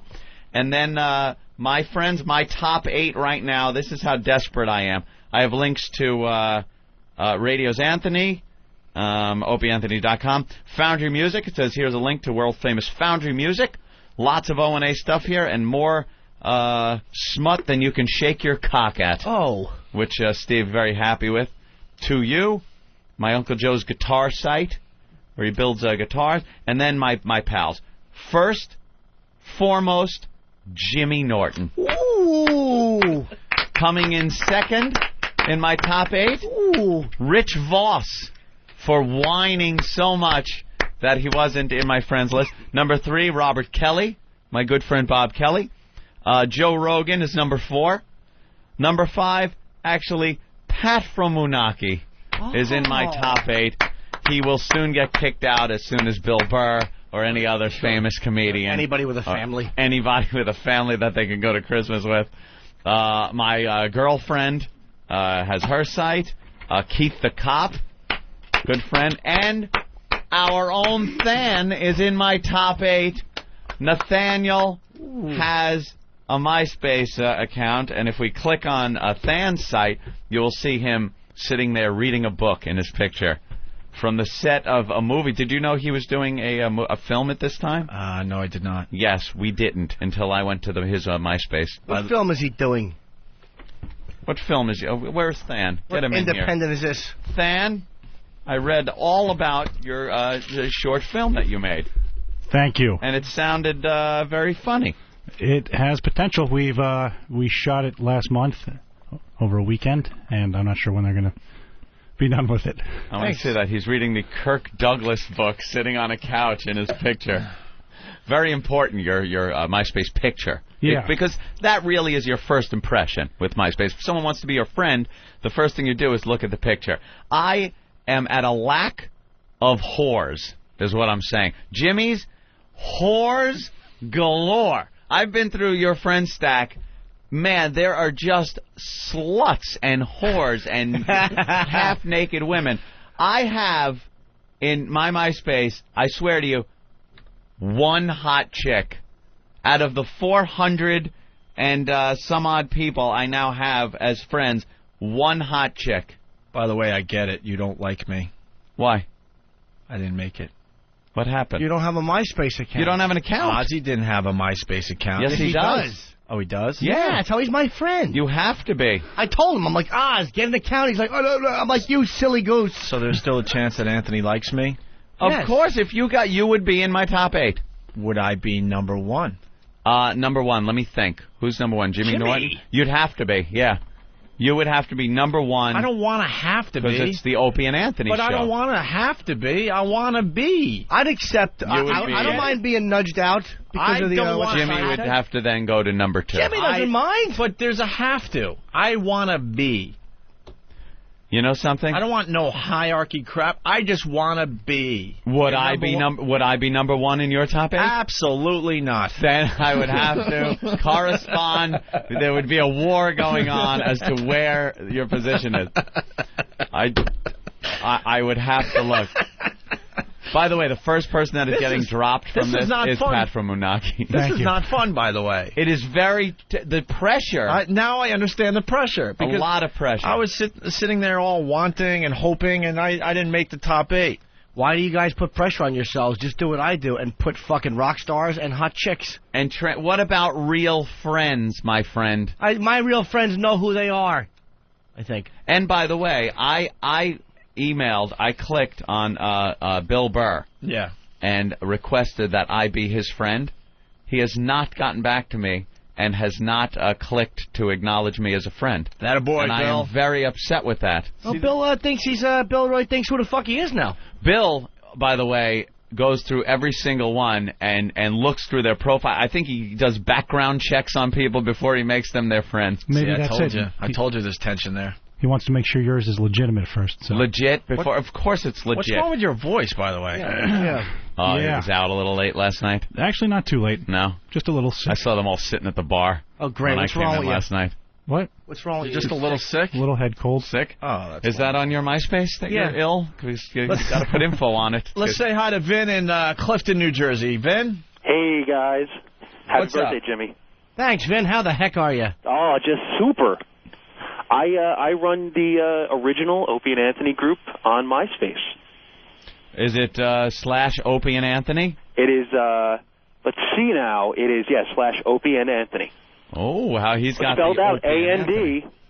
And what's that about? I started about a year and a half ago just to make sure that you guys had the virus spread on MySpace. And you got various links and stuff to show-related material. And how many friends have joined that? Like a 500 million, I think, roughly. Now, 926. how many really? Oh, wow, that's pretty impressive. Just spreading the virus since last year. I need more friends, and so do Opie and Anthony. We all need friends. This is a place to find them. Just harvest them like souls. Please Look spread at all the word. the new friend requests that are coming in right now. I can't get to my computer, Aunt. Oh I'd my like some God! friends. I just have right now. I have 14 pages of people requesting to be my friend. Ha ha! He's gonna have more friends than Jimmy. No, guys. Ha ha! Ha ha! I'd like some more friends, please. MySpace / Jim Norton. Oh, guys, let's look at this girl, finally. Okay, we have a girl that wants to be my friend. Her name is Amy. Okay. She is 3rd down on the list. I thought you were going to say she's in 3rd grade. Jesus. Let's look at her. Yeah. There have been some 16-year-olds that have... accept immediately. Yes. All right, this girl looks... that's her cute little sister. Ooh. That's me and her sister. Her sister's kind of got a goth look to her, but she seems fine. I will accept her as a friend. There we go. I'm making friends, Opie, on the computer. The place where I like keeping friends because I don't have to touch them. Let's go to Joe in O-Town. Bring it on, brother. Yo, what's up, guys? What's up, Joe? Oh, nothing. I wanted to have Anthony add me as a friend. I just sent him a request. And oh, you did? Yeah, I'm Joe El Gigante. I'm Joe the Giant. Joe the Giant? How big are you? It's in Spanish, though. How big are you? 6'4". Hey, look, you lumbering ass. Why don't you send me a friend request? Dude, I'm already your friend, man. Oh, go fuck Oh, yourself look at then. this girl, Danielle. She wants to be my friend now. Very nice. See? Can I see the picture at least? Maybe I can help you with this process. Look, there are pictures of Danielle. Ah, she's very hot. See? She should be your friend. She will be my friend. All my friends now look like that post on Whackbag. Post your picture here on Whackbag. It's all a bunch of guys with beer guts that I see hanging out with Whackbag and O&A shirts and hats on. So it's nice to get a little diversity in my friend portfolio. Oh, I'm going to have to sort through a lot of people. And there are some gay gentlemen that I will deny right here. This guy but you're not is touching the gay gentleman. Yeah, you just said you're not touching these people. You don't want them popping up in your friend party, mingling around. You never know what attachment you might open. All right. And names, you know, you get some names like Cute Lil Puggle wants to be your friend. Connor, I've made my friend. Scott Peterson's a friend. Lil Connor, Scott Peterson, definitely wants to be my friend. Yeah. Okay. So you got to, you're not a real person, Opie, these days, unless you have a MySpace account. That does seem to be what's going on in this day and age on the computer. I need more friends. MySpace. You have over 2,000 friends. I'd like more. I send personal notes to every friend. You do not. I do. I write a handwritten send letter. Plugs. I will be appearing at. I Please don't. show up. I don't send plugs at all because I'm No, you print it in the largest text size possible in red. Well, in MySpace world, we call it font, punk. Font. Jim's all about more. I want more friends so I can share. It never ends with Opie, you. I want more friends. More. Never happy, hooked up? never happy. More. I have not. You haven't hooked up on that? I have not. That's not what it's for. However, ladies, I'm always willing to correspond and be a friend. I want a girlfriend. I don't want to just get laid anymore. I want a nice girl. Yeah, that worked out good yesterday. Yeah. Kirby in Oklahoma. All right. Hey, MySpace is fucking retarded. You're I right. understand the format of the show, and I know you guys just talk about whatever, but fucking you guys come up with something a little bit more serious than the E-scene and making internet friends, because MySpace is for emo fags and lonely people. No one else. What is your MySpace name, sir? I don't have one. Why? Retarded.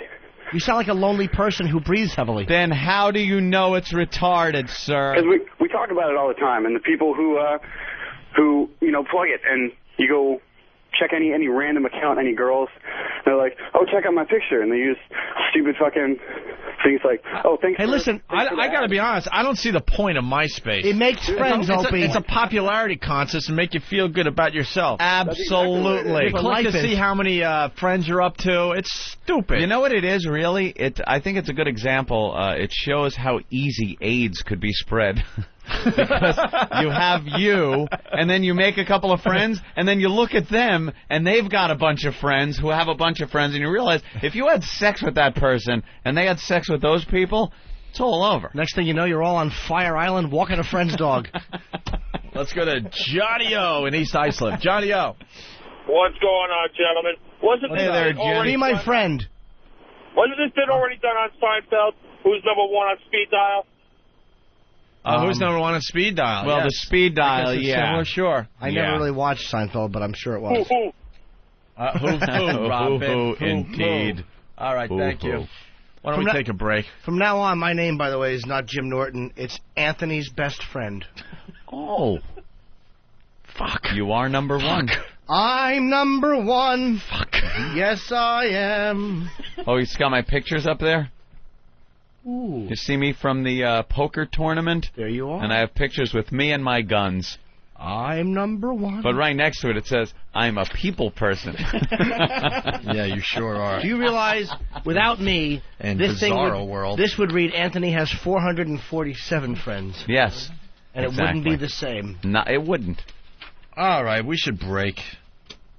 Right? let us break so Opie can get himself an account. I'm not getting. You're going to be number 2. You are going to get yourself an account. I will not get a MySpace account. I'm Jim Norton, and I'm Anthony's best friend.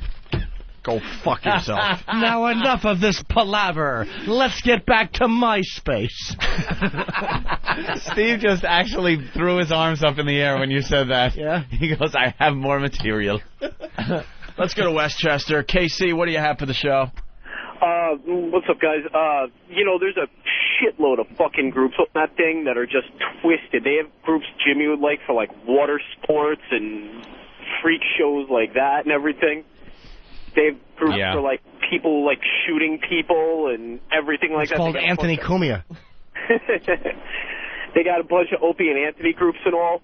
The site is so friggin' addictive, it's not even funny. Why is it? I don't get why it's addicting. That's because you have a 10 that you enjoy spending time with. For those of us that don't, we like to go out and meet people. It's just a form of technology, and you start working on it, and it becomes some kind of. But you're building a list of fake friends, and then what? They're real. Then what happens? Then what happens? Then you put links to important things that are important to you. Like for me, it's show-related stuff. And then what happens? They go to those links, and it kind of does help out the show a bit. And then what happens? You meet all of them. Nothing. I don't need an end game here. Then they send you gold doubloons, Opie. Is that what you want to hear? But what? You meet them. Sounds stupid. I send advertising. A handwritten note to every friend I have. It says, "Thanks for being my friend." I pen it with a... You do, not a quill? I quill. You I quill it? dip and I quill it. How many people in that room have a MySpace account? All right, 1, 2, 3, 4. Andy Gore. Andy Gore, of course. Yes. Why doesn't Danny have one? Why? Danny has one. He's lying. All right, lying. All right, we have to break. We're really late. All right. Do we have a little something we can play into break, or we got something cool? No? Do you have a MySpace account, Ben? No. Why? Because get one. Because he has real friends. He doesn't have real friends. He certainly does have real friends. You do, but they're not MySpace friends. They're not real friends. That's I was what just Anthony... looking at it. We were looking at your Do me a thing. favor. Don't come in here and disrupt the flow of the Opie and Jim Norton's best friend show. Did you thank the person you were supposed to thank from yesterday? Yeah. No, we're going to do it tomorrow because we have audio. Ah, good. Yeah, we'll do that. All right. Our duties Our duties Our duties have destructive power. You think it stinks now? You should have seen it a month ago. The Ian Anthony Show. Live from Washington, D.C. This is a Superfly Jimmy Snuka. Hey, this is Michael Rappaport. Hey, everybody, this is Maury Povich. Hey, this is Pepper from Corrosion and Conformity. Hey, this is David Wells. This is Bill Burr, the redheaded white boy from Chappelle's Show. Hey, this is Chris Jericho. This is Michael Chiklis. Hey, this is LeJean. And Morgan from Seven Dust. This is definitely Flavor Flav on your radio. Hey, this is John Madden. And hey, this is Donnie Deutsch from The Big Idea. This is Jessica Alba. Hi, everybody, this is Huey Lewis. This is Aaron Sheik, World Wrestling Federation 3-time champion. Hi, this is Brian Kilmeade of Fox and Friends. Hey, this is adult film star and former gubernatorial candidate Mary Carey. Hey, this is Terry Jones here of Monty Python. Hey, this is Dennis Leary. Hey, what up, y'all? This is Tracy Morgan. This is Lois Griffin from Family Guy. Hey, this is The Game, Triple H. This is Jeffrey Ross. This is your big baby girl, Patrice O'Neal. How are you, sweetie? Hey, it's Colin Quinn. This is Sunset Thomas. Hey, this is Seth Green. Hey, this is Ozzy Osbourne. This is Dane Cook. You're listening to Opie and fucking Anthony. Because you're smart. You're not dumb, like people think. I've been linked to the show. Anything related to the show goes there.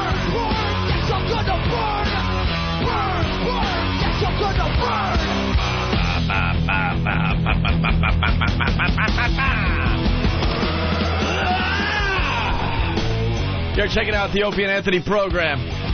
Anthony's making friends like hotcakes. I'm up to 723 friends now. 723. The goal is to have more than Jim Norton. It's MySpace/Anthony Cumia. That's Cumia. It's not a competition, Opie. Yes, My it is. best friend and I don't compete. My friends are Ant friends. But if you want to give me some more, you can go to myspace.com/Jim Norton.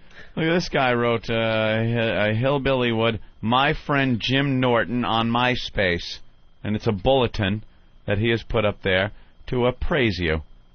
See, hey kids, be sure to add my close friend Jim Norton We go way back, and he's a swell guy. Thank you. He does stand-up at the Ha Ha Hole on open mic nights. Wait a minute. Wait a minute. But then he put the link to your site on there. I don't work at the Ha Ha Hole. Hey, let's get Andy Gore in here. We like to say hi to Andy Gore when we come down to Washington, D.C. He's a freak of nature, has OCD really bad, barely leaves his apartment. But he does come here. The box of shit. And he has a box of shit once again. It's Andy Gore, everyone, who's been up for like a day and a half I'm or the something. devil, and I'm here to do the devil's work. Ooh, wow. Oh, wow, look at that. Ooh, Where's Katie scary. Ketchup? Ooh. Katie Ketchup? Yeah. She's going through some emotional problems. Oh, I like What that. happened? What happened? Her boyfriend gave her Das Boot. Das Boot? Yeah, so she's living with her mom. Wow. She's fucking hating it. She has a friend in me. Yep. I was a friend in her at one time. Oh, boy. Oh, my God. You're so creepy. I love it.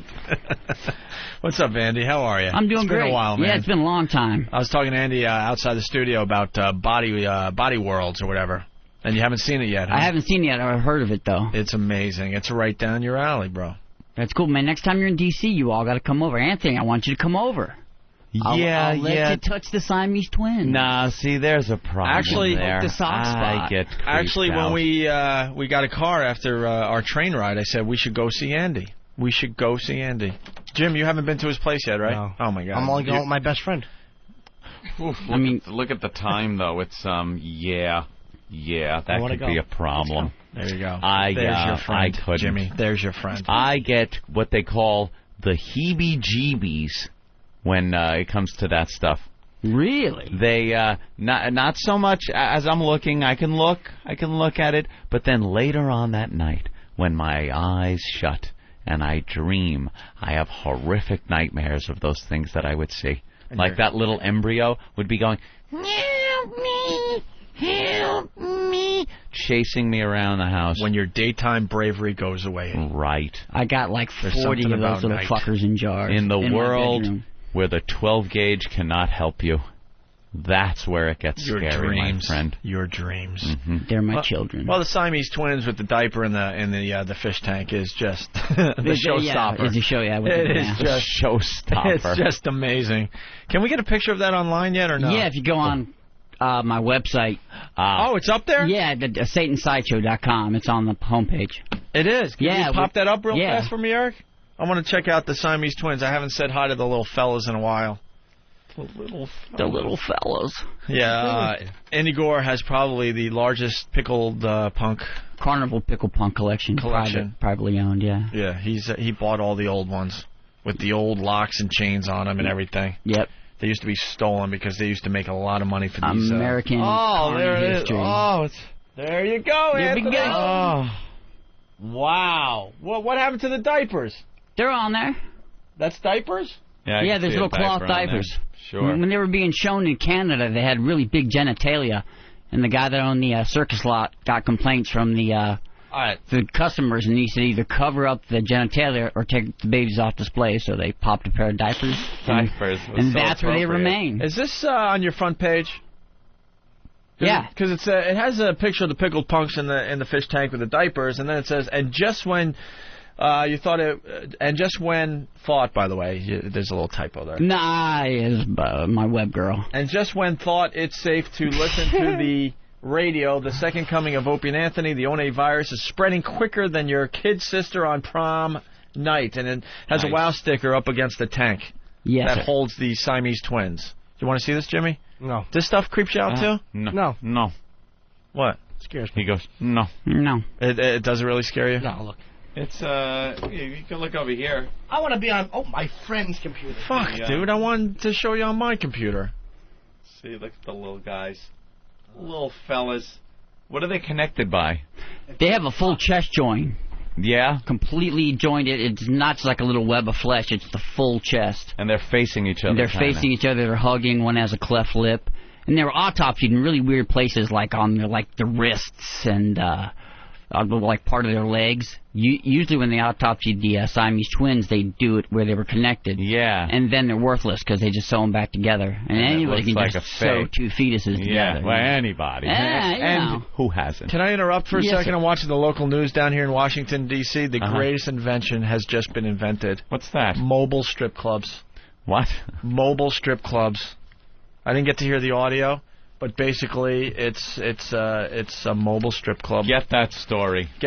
We need that story. Basically, it's a strip club that's just on wheels and just drives around. Drives around? And the girls are inside waiting to dance for you. Bravo. Mobile strip clubs. Just when you thought they came up with it all. All right, so Andy Gore in studio. He always brings by some things for us. Who's your friend? Oh, this is my... Why do you have a new friend every time you come here?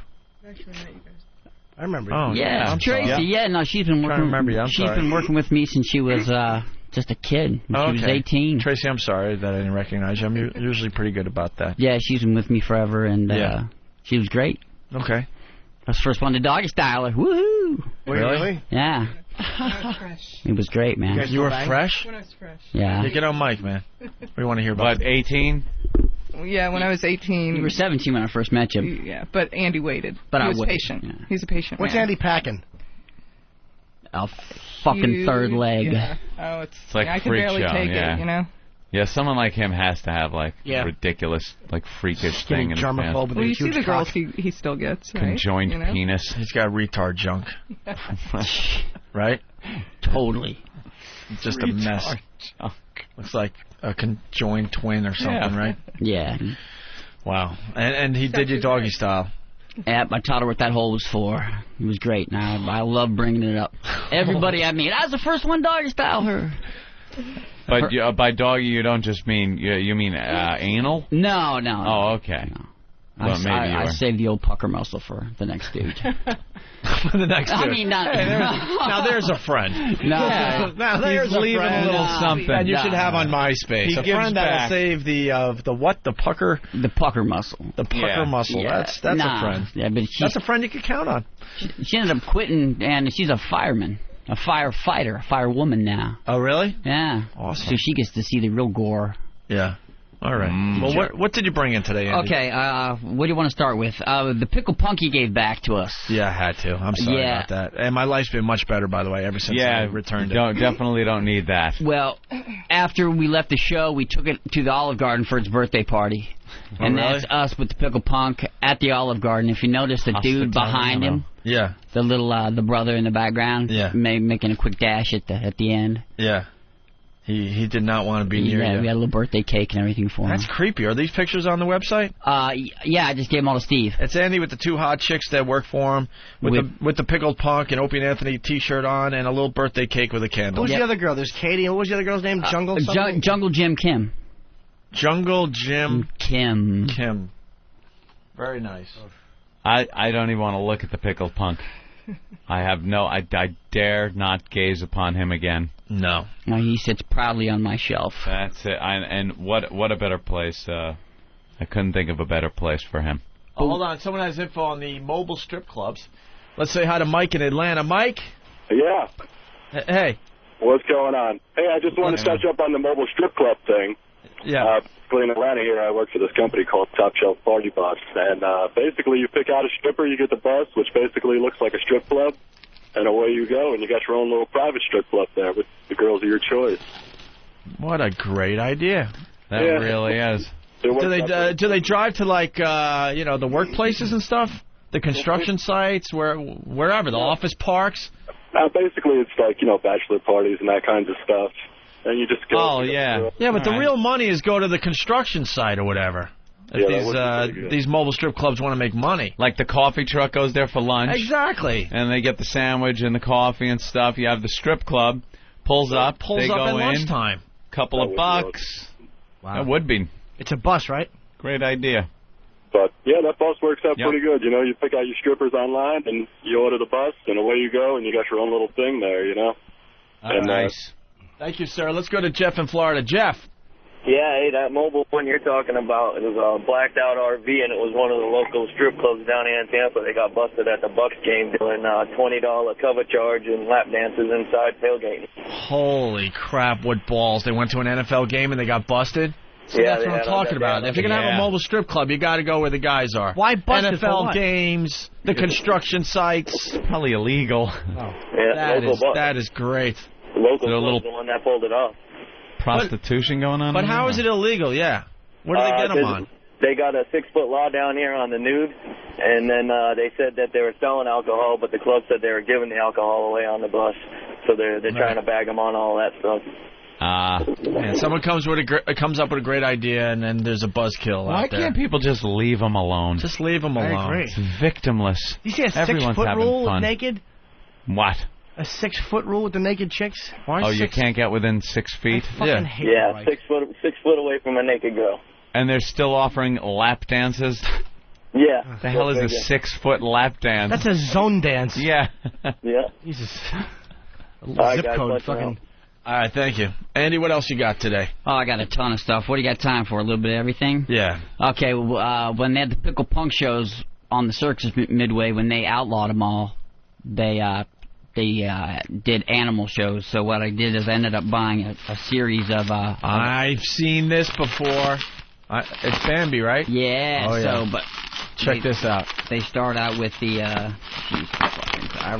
It's in bubble wrap. Yeah, that's what that... This is the smallest little Bambi. What the hell is that? Let me see that. It's a little deer fetus. It's a deer fetus. Oh, dear. Wow. We're taking pictures for the website, by the way. And then in You classic wanna see Carney this thing? fashion... I can see it from here. Jimmy? No. No? In a Tropicana, orange juice is a deer, and this is age of fetus 13 weeks. Oh, that's classic. He's adorable. Look at him. Little Bambis in orange juice bottles. If Ted Nugent's not here, he could eat them. Yeah, it's deer season. That's wonderful. All right, we're taking pictures for the website. Here. That is adorable. There you go. And then we got this fella, who's one stage more in development. Oh, yeah, he is a little bigger. And then here Look at him. is the fucking money shot. Who killed Bambi, brother? Wow. That's like ready to be born. Yeah. That wasn't born?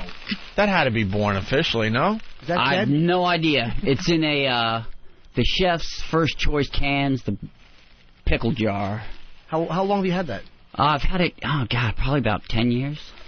It is It's in great shape. Yeah. It looks perfect, actually. yeah, except yeah. for the fact it's dead. Do you put more stuff in there to keep it, like, once it starts to evaporate? No, what happens is the formaldehyde just absorbs up into all the tissue, and it won't... Oh, so it doesn't matter So, if, like, yeah. the tip of the ear is sticking out. It's still going to... I mean, on the Siamese twins, it's like half of the head sticking out. But I am going to switch out the twins and put them in an upright aquarium and build like a crib around it. Yeah. crib? Yeah, and have them on a rotating spool. Little lazy Susan. How do you?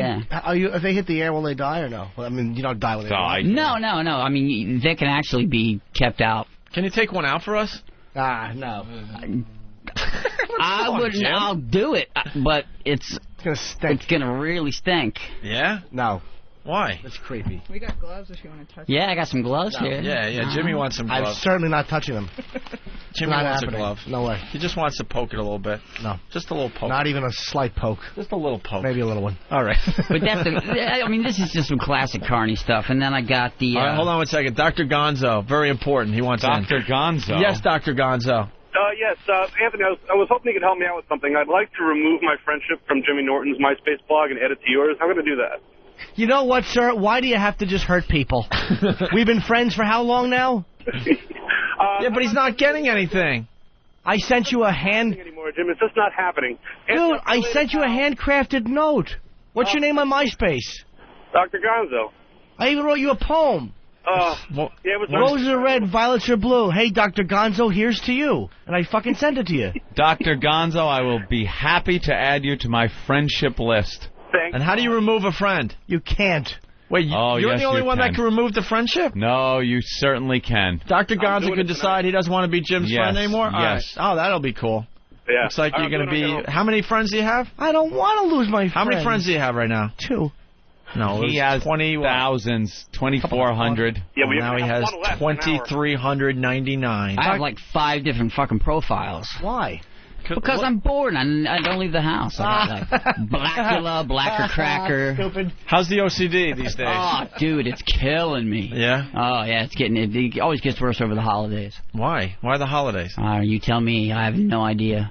But I'm in and out of doorways, washing my hands. You know, it's the same crap, different day. How many times a day washing the hands? It all depends on what I touch and what the brain's doing at the If you time. touch Jimmy Norton, how many times would you have to wash up? He's pure. He's pure? Yes, he's a pure man. Oh. Jimmy, your friends are down to 2,327. Are they? They abandoning ship? They're going to Anthony. Why is... I don't like it. That's impossible. No way.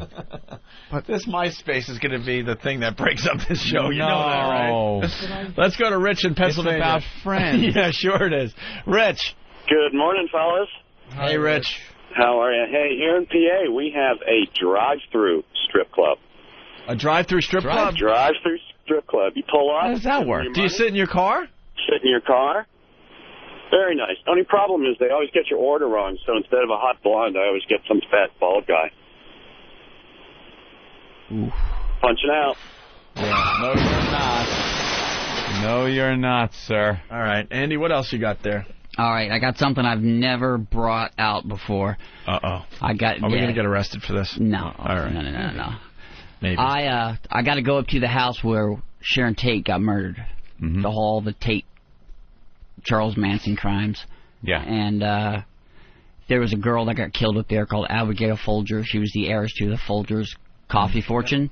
Just a nice, sweet lady. She worked in Watts. She helping, the poor. And why did Charlie Manson kill this fine lady? Charlie didn't do nothing. It was. I know, but his people, let's say. There's so many different theories. They went to the wrong house or something? I mean, it all depends on who you talk to. I don't know what to believe. And she was just, wrong place, wrong place, time. wrong time. Yeah. And but anyway, they butchered her out on the lawn of the house. And when I was out there, 9 Inch Nails rented that house, and they had like a studio set up in there and recorded Downward Spiral and all that stuff there. And they still had the door. They brought the door back to New Orleans, right? It was my idea, and I was like, how much you want? And I said, let me take the door, and I'll replace it with the door. And they were like, no, we can't do that. The landlord would get pissed. But there was a drainage grate that Abigail Folger got killed on out on the lawn, and I said, well, can I have the grate? And they're like, yeah, take it. So it's me on video ripping this probably 25-pound drainage grate out of the earth. And here it is. Wow. This is Gibby's grate. And what I did was... And here's pictures of her lying on the grate. Get out. All right, she's right next to the grate, and she's butchered pretty good. Thanks for the picture. Jesus. Yeah. They did a number on her, huh? That I'll take a look at. So then what I'm doing, I originally made a little coffee table out of it, and I mounted it up on Folger's... Coffee table, that's funny. On Folger's coffee very nice. That's what I had my little coffee on. Wow, all the blood was going into that grate. Yeah, isn't that great? Great. And then here's the morgue shots. Oh, my God. Let me see. Dude. Yeah, would they stab her in the face and stuff? they slashed her face. And Thanks, best friend. Sick. No problem there, buddy. She looks like she's just sleeping, that's all. Yeah, with a big vagina on her cheek. Wow, yeah, that's a slash, all right. Oh, my God. Look at that muff. With the viscera coming out of the... Oh, yeah. Holy. Wow. Yeah. Look at the autopsy shot, Anthony. Wow, they she ran out of the house. Yeah, she ran out of the house, and Tex Watson's the one that just butchered the hell out of her. How'd you get that picture? I know people. I know the right and the wrong people. All right. Bill Burr's on the line. God damn. Mr. Burr? Yeah. Bill? Hello. Hey, Bill. How you doing? We're good. Hey. Is that Anthony saying hey? Yeah, how you doing, man? I heard you were talking shit about me, man. What's your problem? I sent in a request to be your friend on MySpace, and I never got anything back. A confirmation. You know why that is? Why? Our relationship has hit a snag until you come clean about your relationship with that fucking whore-bitch chef of yours. I don't have a relationship with my wonderful Anthony, chef. Look at you. You're emaciated. That bitch is not feeding you. There's only one thing that you could be doing with her. I am a perfect way. No, I am not. Send me a request and just say, okay, Bill, I'm fucking that poor bitch chef, and I'll accept you as a friend. I would never. Still, there then is we will honesty in this relationship. You just can't go any further. Then we will have to remain not MySpace friends, my friend. Fine, I'm happy to be a coworker with you. I won't even look at you. And now that's as far as it's going to go. Because I am not banging my chef. She is a wonderful cook, a wonderful woman. Isn't. But I am in a relationship, a very happy relationship. I am very much in love, my friend. Anthony. And his name is Jimmy Norton. That's right. BFFL, pal. Anthony, you're 82 years old. You have 0% body fat. She's not feeding you. 82. I am the perfect weight for my height. All right, Bill. You bastard. I didn't mean to interrupt the autopsy photos. Oh, it's okay. Thank God you did. That's really disturbing. They're a little man. creepy, actually. He's got some creepy stuff. The Folger's death grate. Wow. He's got the grate, and he's very, very excited that he has it. I'm very excited. Yeah. Hey, Anthony. Memorabilia. Yes, sir. Jim's a friend of mine on MySpace. I saw that. Jim's what did he have to? Man. What did he have to fess up to? God only knows. A nightmare horror he had to I don't know. You see my top 8? All right, Bill. All right, man. I'll talk to you later. Bye, sweetie. Later, man. Bye. And really fast before we get back to Andy Gore, it's Martha from New Jersey. Martha? Good morning, Shitbix. What's up, Martha? Happy birthday, Jimmy. Oh. Thank you, 70-year-old woman's name. Oh, thanks. Jimmy, I met you at the show. You're on my MySpace friends. Oh. Thank you. What show? At the Saturday night, the early show at Caroline's. Oh, okay. I was the girl at the Halloween party that like wowed everybody like crazy. Oh yeah, she's sexy with the glasses. Yes. Ah. And Anthony, I was looking for your like name to invite you on the My thing, but I couldn't find you. What's your name? Is it just Anthony? Cumia. It's Anthony Cumia. Anthony, I couldn't find you on there. C-U-M-I-A. C-U-M-I-A. Why don't you send me a sexy letter and I'll pass it on to Ant and make sure that he accepts you as a friend. So that's what I'm going to use now. I'm going to use my friendship with Anthony to get a little stink on my face. I'm hoping to bypass your number of friends soon. I'm sure you will. No. Yeah, You're Jimmy, Anthony. I sent you a request. I think by tomorrow, Anthony will have more friends on MySpace. I'll be happy to take second to Anthony. Martha? Yes. What do you got for the show? Oh, I just wanted to tell you guys that, tell Jimmy that I'm on his list and he's on my list, and I met him at the thing and trying to get Anthony to send an invite so I can invite him to my list. Thank you, Martha. A link to Anthony's MySpace account is now on opieandanthony.com. Oh, wow. Now you're going to get some refund. Well, wait, I'd like a link, guys. Thank you. Oh, Jimmy has one too? Yeah, we're friends. We don't compete. We'll see what the total is tomorrow, okay? Why don't we just combine our friends? We should. Anthony Norton or Jim Comia, however you slice it. Andy, what else you got there? Well, I started branching out my collection, and I started to collect just toys that are wrong, like a lot of old black memorabilia, black Americana stuff. Yeah, we got some of that at the studio. Some listeners have sent that in. So what I ended up getting is I saw this game on eBay called Darkies in the Melon Patch. And it was from Jesus. Yeah, and it was billed as being a game in 1932. Of course. And I was like, okay, so I bid, I bid like $100 on it, and I won it. And from what I had read, it was worth about $375. Nice. So anyway, this is what I get. I get a nice laser-copied box that's probably about, 2 weeks old. Yeah. So it's just somebody had the original game, made Xeroxes, and glued them on, and made the little, age the paper. and basically I got ripped off. And I'm not gonna rat them out yet because I haven't gotten in touch with them. But the board itself, what do they do there? But what they do is they just glue it on and then they age it and they shellac fake it. Too. It's completely fake. I mean, I'd pay $20 for it, but it was totally misleading. And oh, don't you hate that? So if I don't get, the money back, you'll kill him. Well, I'll just make a phone call. Murder. I'll just make a phone call and have something new in a jar, Let me take a look, Jimmy. Wow. No. I want to play Darkies in the Melon Patch. Yeah. How do you play this game, by the way? Well, here's Here, give that to Anthony. Here you go, Anthony. You can tell this box is not there. Yeah, it's perforated. Here's the rules of the game, I guess. Yeah, you could tell he's aged that. Let's see. Directions. A game for 2 to 4 players, for which the object is to reach or pass square number 130. Each player rolls the die. The player who gains the highest score is determined to go first. Each player shall use one colored marker and in turn roll the die and move his marker. The number of spaces shown starting at number 1.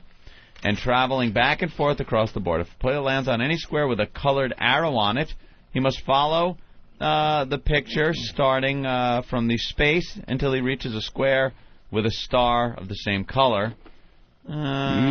First one to pass square 130 wins. And what he's got to do is pass things like plantin' time, pick 'em back, or put 'em back. I guess that's somebody trying to steal some of the melons. Country fair, big patch, up the ladder. Seeds tween the toes. I guess that's a bad thing to land on. And seed spitting. Oops. I guess he dropped a melon. That's bad. And they're all colored people. Ooh. On all the little squares. I mean, if it was an original game, original lithograph, but... Yeah. It's a handmade thing. It's so printed. Yeah, it's so printed, and I'm gonna...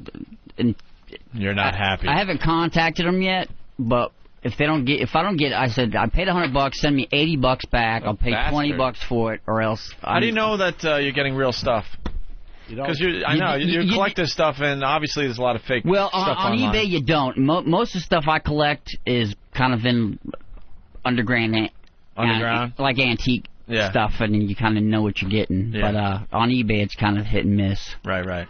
Okay. But and that's about it, or no? Even the die is brand new looking. Yeah, that's too bad. But again, with the weird games, and I'm also it's really inspired me to branch out. And I'm going to make my own board games now. And what kind of ideas you got for a board game? You'll see them here first. I got carnival games I'm making that are just. You should make an Opie and Anthony game. I will make an Opie and Anthony game. You really should. I got they're all going to be hand done, hand painted. Yeah. I think the Manson murder game would probably. Let's play be nice. Slaughtered Heiress on the Great.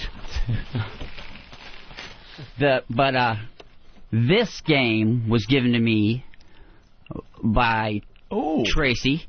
Subway Vigilante game. Yes, and the home version. She called me and said, "Oh, I found something for you at a flea market." And I'm just like, "Oh, great! It's gonna be like a magazine or something." And this is awesome. And this is basically a Bernie Getz game. If you open it up, there's the subway map in New York. There's little bullets. It's like a real game. Imagine getting Bernie to sign it. And you know what? I found a squirrel. So real? I found squirrel. Is that real? No. Oh. This is what's known in the carnival world as a gaff. A gaff? Yeah, basically it's a squirrel, and then they hack the head off another squirrel and just very crudely sewn it on. To make it look like it's real. To make it look, yeah. But this came out of a Ward Hall sideshow, and it is all beat to hell, and I was up all night gluing them together and putting pins in his little arms, but... I went to a sideshow at in Little Italy. They had the San Gennaro's feast or whatever. Uh-huh. And for like a couple bucks, I could see the shortest woman in the world. And I walked behind this thing. Oh, yeah. And I was staring at her, and she was watching Friends. and I felt completely ridiculous because I couldn't really communicate with her, and I was just staring at her, and I felt really weird, and I walked away. What happened? I was at Coney Island for the first time, and there was Banjo Joe, smallest man from Jamaica. Yeah. And you walk in a little trailer, and It seems like a great idea until you pay your whatever. Yeah, it is, and you sit turn there- the corner, and then you're face to face with this little thing, and, Yeah, you're and like, they're just now living what? their life. and Yeah. you feel like an ass. Yeah, because she was watching Friends. She had a remote control in her hand, and she didn't speak English. But and then they had a sign: if you can find a smaller woman, we'll pay you $10,000 or something like that. Because their ultimate goal is to find, the smallest woman in the world. Was she small? She was. Yeah, she was tiny. Yeah, the ones that had at Coney was a black man and a little black lady, and you'd walk in, they'd stop watching TV when there was like 4 people in the little trailer. He'd play the banjo, she'd play the bongos, and do a little dance for 15 seconds, and then try to sell you little promotional cards for like $5. Yeah, because I went, hey, how's it going? And then that's when she pointed behind her to the big, huge sign that said, I don't speak English. Yeah, see, there's no showmanship anymore. And then I was just like, No wow, showmanship. now no what? showmanship. Back in the days, like Johnny Eck and the real freaks would put on a performance. She should have to do humiliating stuff. She should. I paid my money. I wanted to Instead, see she's watching Friends. We all watch She Friends. should have to juggle your unfortunately, 'cause big it's on 10 balls. times a fucking day. Hold your big balls and say something in her awful native tongue to amuse you. Yeah, she should have to hold your penis to make it look extra large. and then play Darkies in the Melon Patch. Yeah. Whatever babble she has. Just hold your big mule. It was just very strange and awkward. Yeah, I walked away feeling a little icky. Well, you should at least get to hit her. Little icky. Little icky. All right, who else do we have to get on before we say goodbye to Washington, D.C.? Yeah, we're quickly running out of Tell time. Katie I said hello. I will do that. So And fast you got today. other stuff? Yeah, but you can just pull it out as we continue here. We got to get the left jab guys on from Air America. They're on Extreme 152. Where's Zellner? We don't really acknowledge 152, do we? Isn't that one of We those channels we should. don't really acknowledge? we should. And we have is John Zellner here? We wanted to test him on that Brady Bunch and the song thing. I had Brady questions he never would have gotten. I'm so annoyed. Yeah, well, he might stop by really fast. Who knows? Do we have anyone out there that wants to come in? They're shaking their head yes. What's going on? All right, Andy. What? Oh, Andy's putting on gloves. That's not a good sign. That means he has something else. yeah, this is. Then we got Hawk, drop your pants. the left jab guys are coming in for a second to say hi. Uh-oh. What's he Okay, the got? last thing I got was I like collecting stuff that nobody really thinks about collecting. Yeah. Mm-hmm. One man's trash is another man's treasure. Yeah. Matt McGrory he played Tiny in House of 1,000 Corpses. Yeah. Big 8-foot tall dude. He was doing a tattoo horror show with us, and not with us, but he was at the show. Wait, how tall was he? He's was like 7'9" or something. He was huge. He's had that giant disease. Yeah, and Yep. That we talk about from time to time. yeah, and he was. I talked to one of the tattoo artists, and he goes, "Yeah, I'm going upstairs to tattoo Tiny." So I pulled the tattoo artist aside and said, "Listen, can I have the used needles after you tattoo him?" I gotta tell you, you collect really Wow. weird No, shit. I said, but don't tell him. I don't want to freak him out because he doesn't know me. He doesn't know what I collect.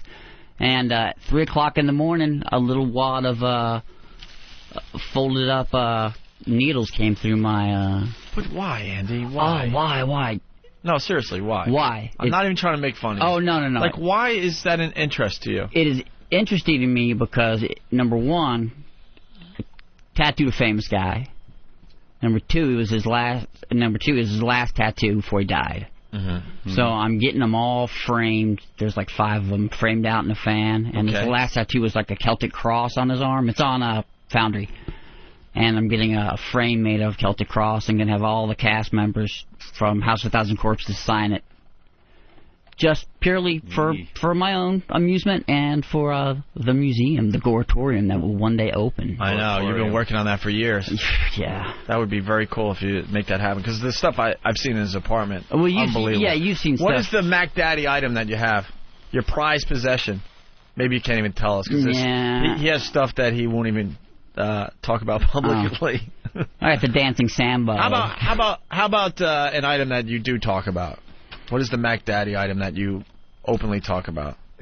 God, I got so much crap. Probably the Ted Bundy shroud. Yeah. Yeah, it's the terry cloth cover that the funeral home covered up Bundy after he was electrocuted. How did you get that?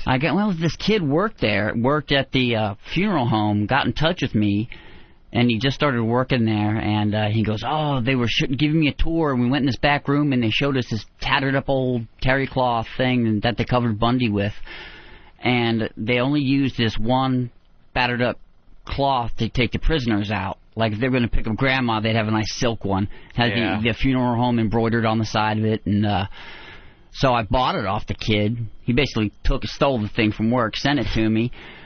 And then he went in and he Xeroxed all of the Bundy autopsy paperwork. And I got pictures of Bundy under the cover with his head exposed, and you can match up points on the cloth to authenticate it. And they never washed that thing, so there's bits of Bundy on that thing. Holy crap. Dude, it's so cool. I want to use it as a bedspread. So the website is SatanSideshow.com. Yeah. He's a friend of the show. He always amazes us every time he's in here. Enchanting individual. Andy Gore. I think the link is up on OpieandAnthony.com. I'm not sure. Or FoundryMusic.com. All right. We got the Left Jab guys in. They just want to say hi. Yeah. Is it Mark Walsh and David Goodfriend? Mark Walsh. What's going on, guys? I'm Mark Walsh. This is David Goodfriend. I'm Dave Goodfriend. We're Left Jab right here on XM Satellite Radio Channel 152. Sundays, 10 a.m. That's a hot time slot, man. 10 a.m. on Sunday. And you guys, obviously, by the name of the show, little left-leaning. We hang to the left. Hang to the left a little bit. Jab to the left, hang to the left, yeah. How far? Pretty far? You kind of depends on what time of day, you know. I mean, you catch me in the morning. I think they run your promo on our channel over and over. Really? And over. You got a problem with it? The listeners do, actually, yes. Do they really? It's a little overexposed, the promo on our channel. Bring them on. I want to talk to your listeners right now. No. Oh, wait, I am talking to your listeners right now. Yes. Yeah. Left jab, fist up, dig it. So you guys kind of started, two of the guys started Air America, right? That's right. Mark and I were in the original group that founded Air America Radio. Right. And we got it up and running. We had to hit some rocky ground, hand it off to some real rich people. They're doing fine with it. It's in 72 markets now. But then we came back here to D.C., where we're from, and we were sitting in my backyard having a beer, and we said, you know what? Air America is doing a great job of serving the Birkenstock crowd, right? Mm-hmm. But we're guys. We like beer. We like sports. And we don't like George Bush. We need a show for guys like us. So we came back here to XM. We said, hey, look, we got day jobs, but we're not doing anything on the weekends. Can you put us on? We'll do some funny stuff, and we'll talk to the left, and we'll talk to the guys. And they said, do we have to pay you? We said, no. They said, sold. So wow. Here we are. Are you not getting paid? No. For fun. Yeah, no, they need the money to pay our salaries. Sorry about that. Just to get the word out. Got to get the word out. Well, you word said to the left, man. Well, the listeners, you said bring them on. Here they are. Dean, what's up? Oh, hey, what's going on? What's going on, Dean? Left jab. Oh my God, do your promos suck? Probably the worst I've heard in my entire life. I'm not kidding. We got fan sites all over the place. One of the threads is how bad this promo is and how people just hate it because it runs on our channel over and over again. All right, well, who am I talking to again? What's the name? Dean? Yeah. Dean, right now, in real time, I want you to give me a script. We're going to do the promo that you want us to do for Left Jab. Go. Why would I do that? I'm not a pussy cocksucker working for Left Jab. Get paid first. Then make a promo that works. Pussy cocksucker. What are you? What are you, a homo? Yes, I am actually. No, you're going to have to do better than that with our listeners. That's like what you say in third grade, bro. They're way above that level. Well, wait a minute. Pussy cocksucker is like college? What do we... Well, that was a little more... There was a little more creativity to that. There was a little... Pussy cocksucker. It was clever. All right. It was clever. All right, what are you, putting from the rough? Would you rather me use shit dick? Oh, yeah. You know, they pull it out. It's got a bean on it from last night's dinner. You know what? Let's go to New Mexico. Gabriel. Yeah. What's up, Gabriel? Them two faggots from Left Jab suck. Oh, dude. You're killing me, man. Come here, I'm going to fuck you up, man. Right now. Left Jab this, bitch. I kick your ass. Sir. He hung up. Sir. Dude, don't fuck with me. Mike in Minnesota. Hey, now this is coming from a liberal. Your show is boring. I might-fied it. I listened to it. I had to erase it. It was boring. You know, I was talking to a friend of mine. He lives out in like Yellowstone, and he was telling me it stinks too. Oh, really? Wow, that sucks. A friend in Yellowstone? I got one of those. He loves it. What the hell is wrong with these people? Let's go to Tony in Miami. Tony. Ramon, left jab is for faggots. Oh. Now, faggots. Does that count as high school, or have we graduated? Fag. Yeah, this is right. What are you? You like tell me, get one of your callers right now to tell me how much he loves George Bush. He can join the 36% of America who love him. Bring it on. Where is he?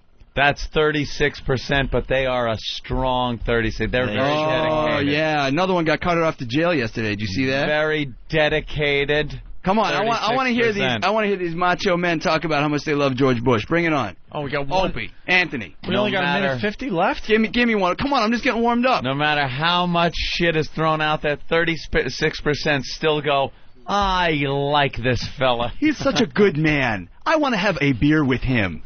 Okay, so he lied to me. I don't care. Barry in Seattle. Barry? Hey, That's I got a lie? a for you guys. A new one you can run. Yeah. Let's hear it, man. We're left jab and we have AIDS. Punch it out. We're left jab and we have AIDS. Unbelievable. When's the show on? Maybe the listener should call your show. And call the show. Tell us exactly what you think. Sundays, 10 a.m. Eastern, channel 152, XM Extreme, if you can handle it. I don't know if a lot of these guys calling in today can handle it. What's the number? Yeah. Do you guys know the number? 1-800-JAB-LEFT. You don't think our listeners could handle what you could dish out? I don't think they can. Otherwise, they'd call me and tell me to my face on my show. All right, let's be... They're hiding on your show because they think you're going to stick up for them. Let's be fair. Come on over to my show. I'll kick your ass, man. Let's be fair. Only serious questions for the left jab guys. 1-800-LEFT-JAB. Sunday. Jab right? left. Yeah, Sunday. Sorry, jab left. 1-800-JAB left. Sunday morning at 10 a.m. Oh, Jimmy just got a PSP. Thank you. What is this for? For being you. For just being. I mean, what do you do with it? You play it. What do you think? What do you do with it? You moron. Yeah, take it back. Guys, we're running out of show. We got trains to catch to New York. Want to thank everyone that got us here. I don't know. Check out guys. Don Wickland, thank you so much. You did a great job these past 2 days for us. 866-JAB left. I fucked up. 866. 866. Jab left. All right, it'll be on the display. Thanks, Left Jab guys. Thanks, Don Wickland. Thanks to everyone down here in Washington for making this a fine visit. And thanks to my best friend. Back on the air tomorrow in New York City. That's it. I'm out of here.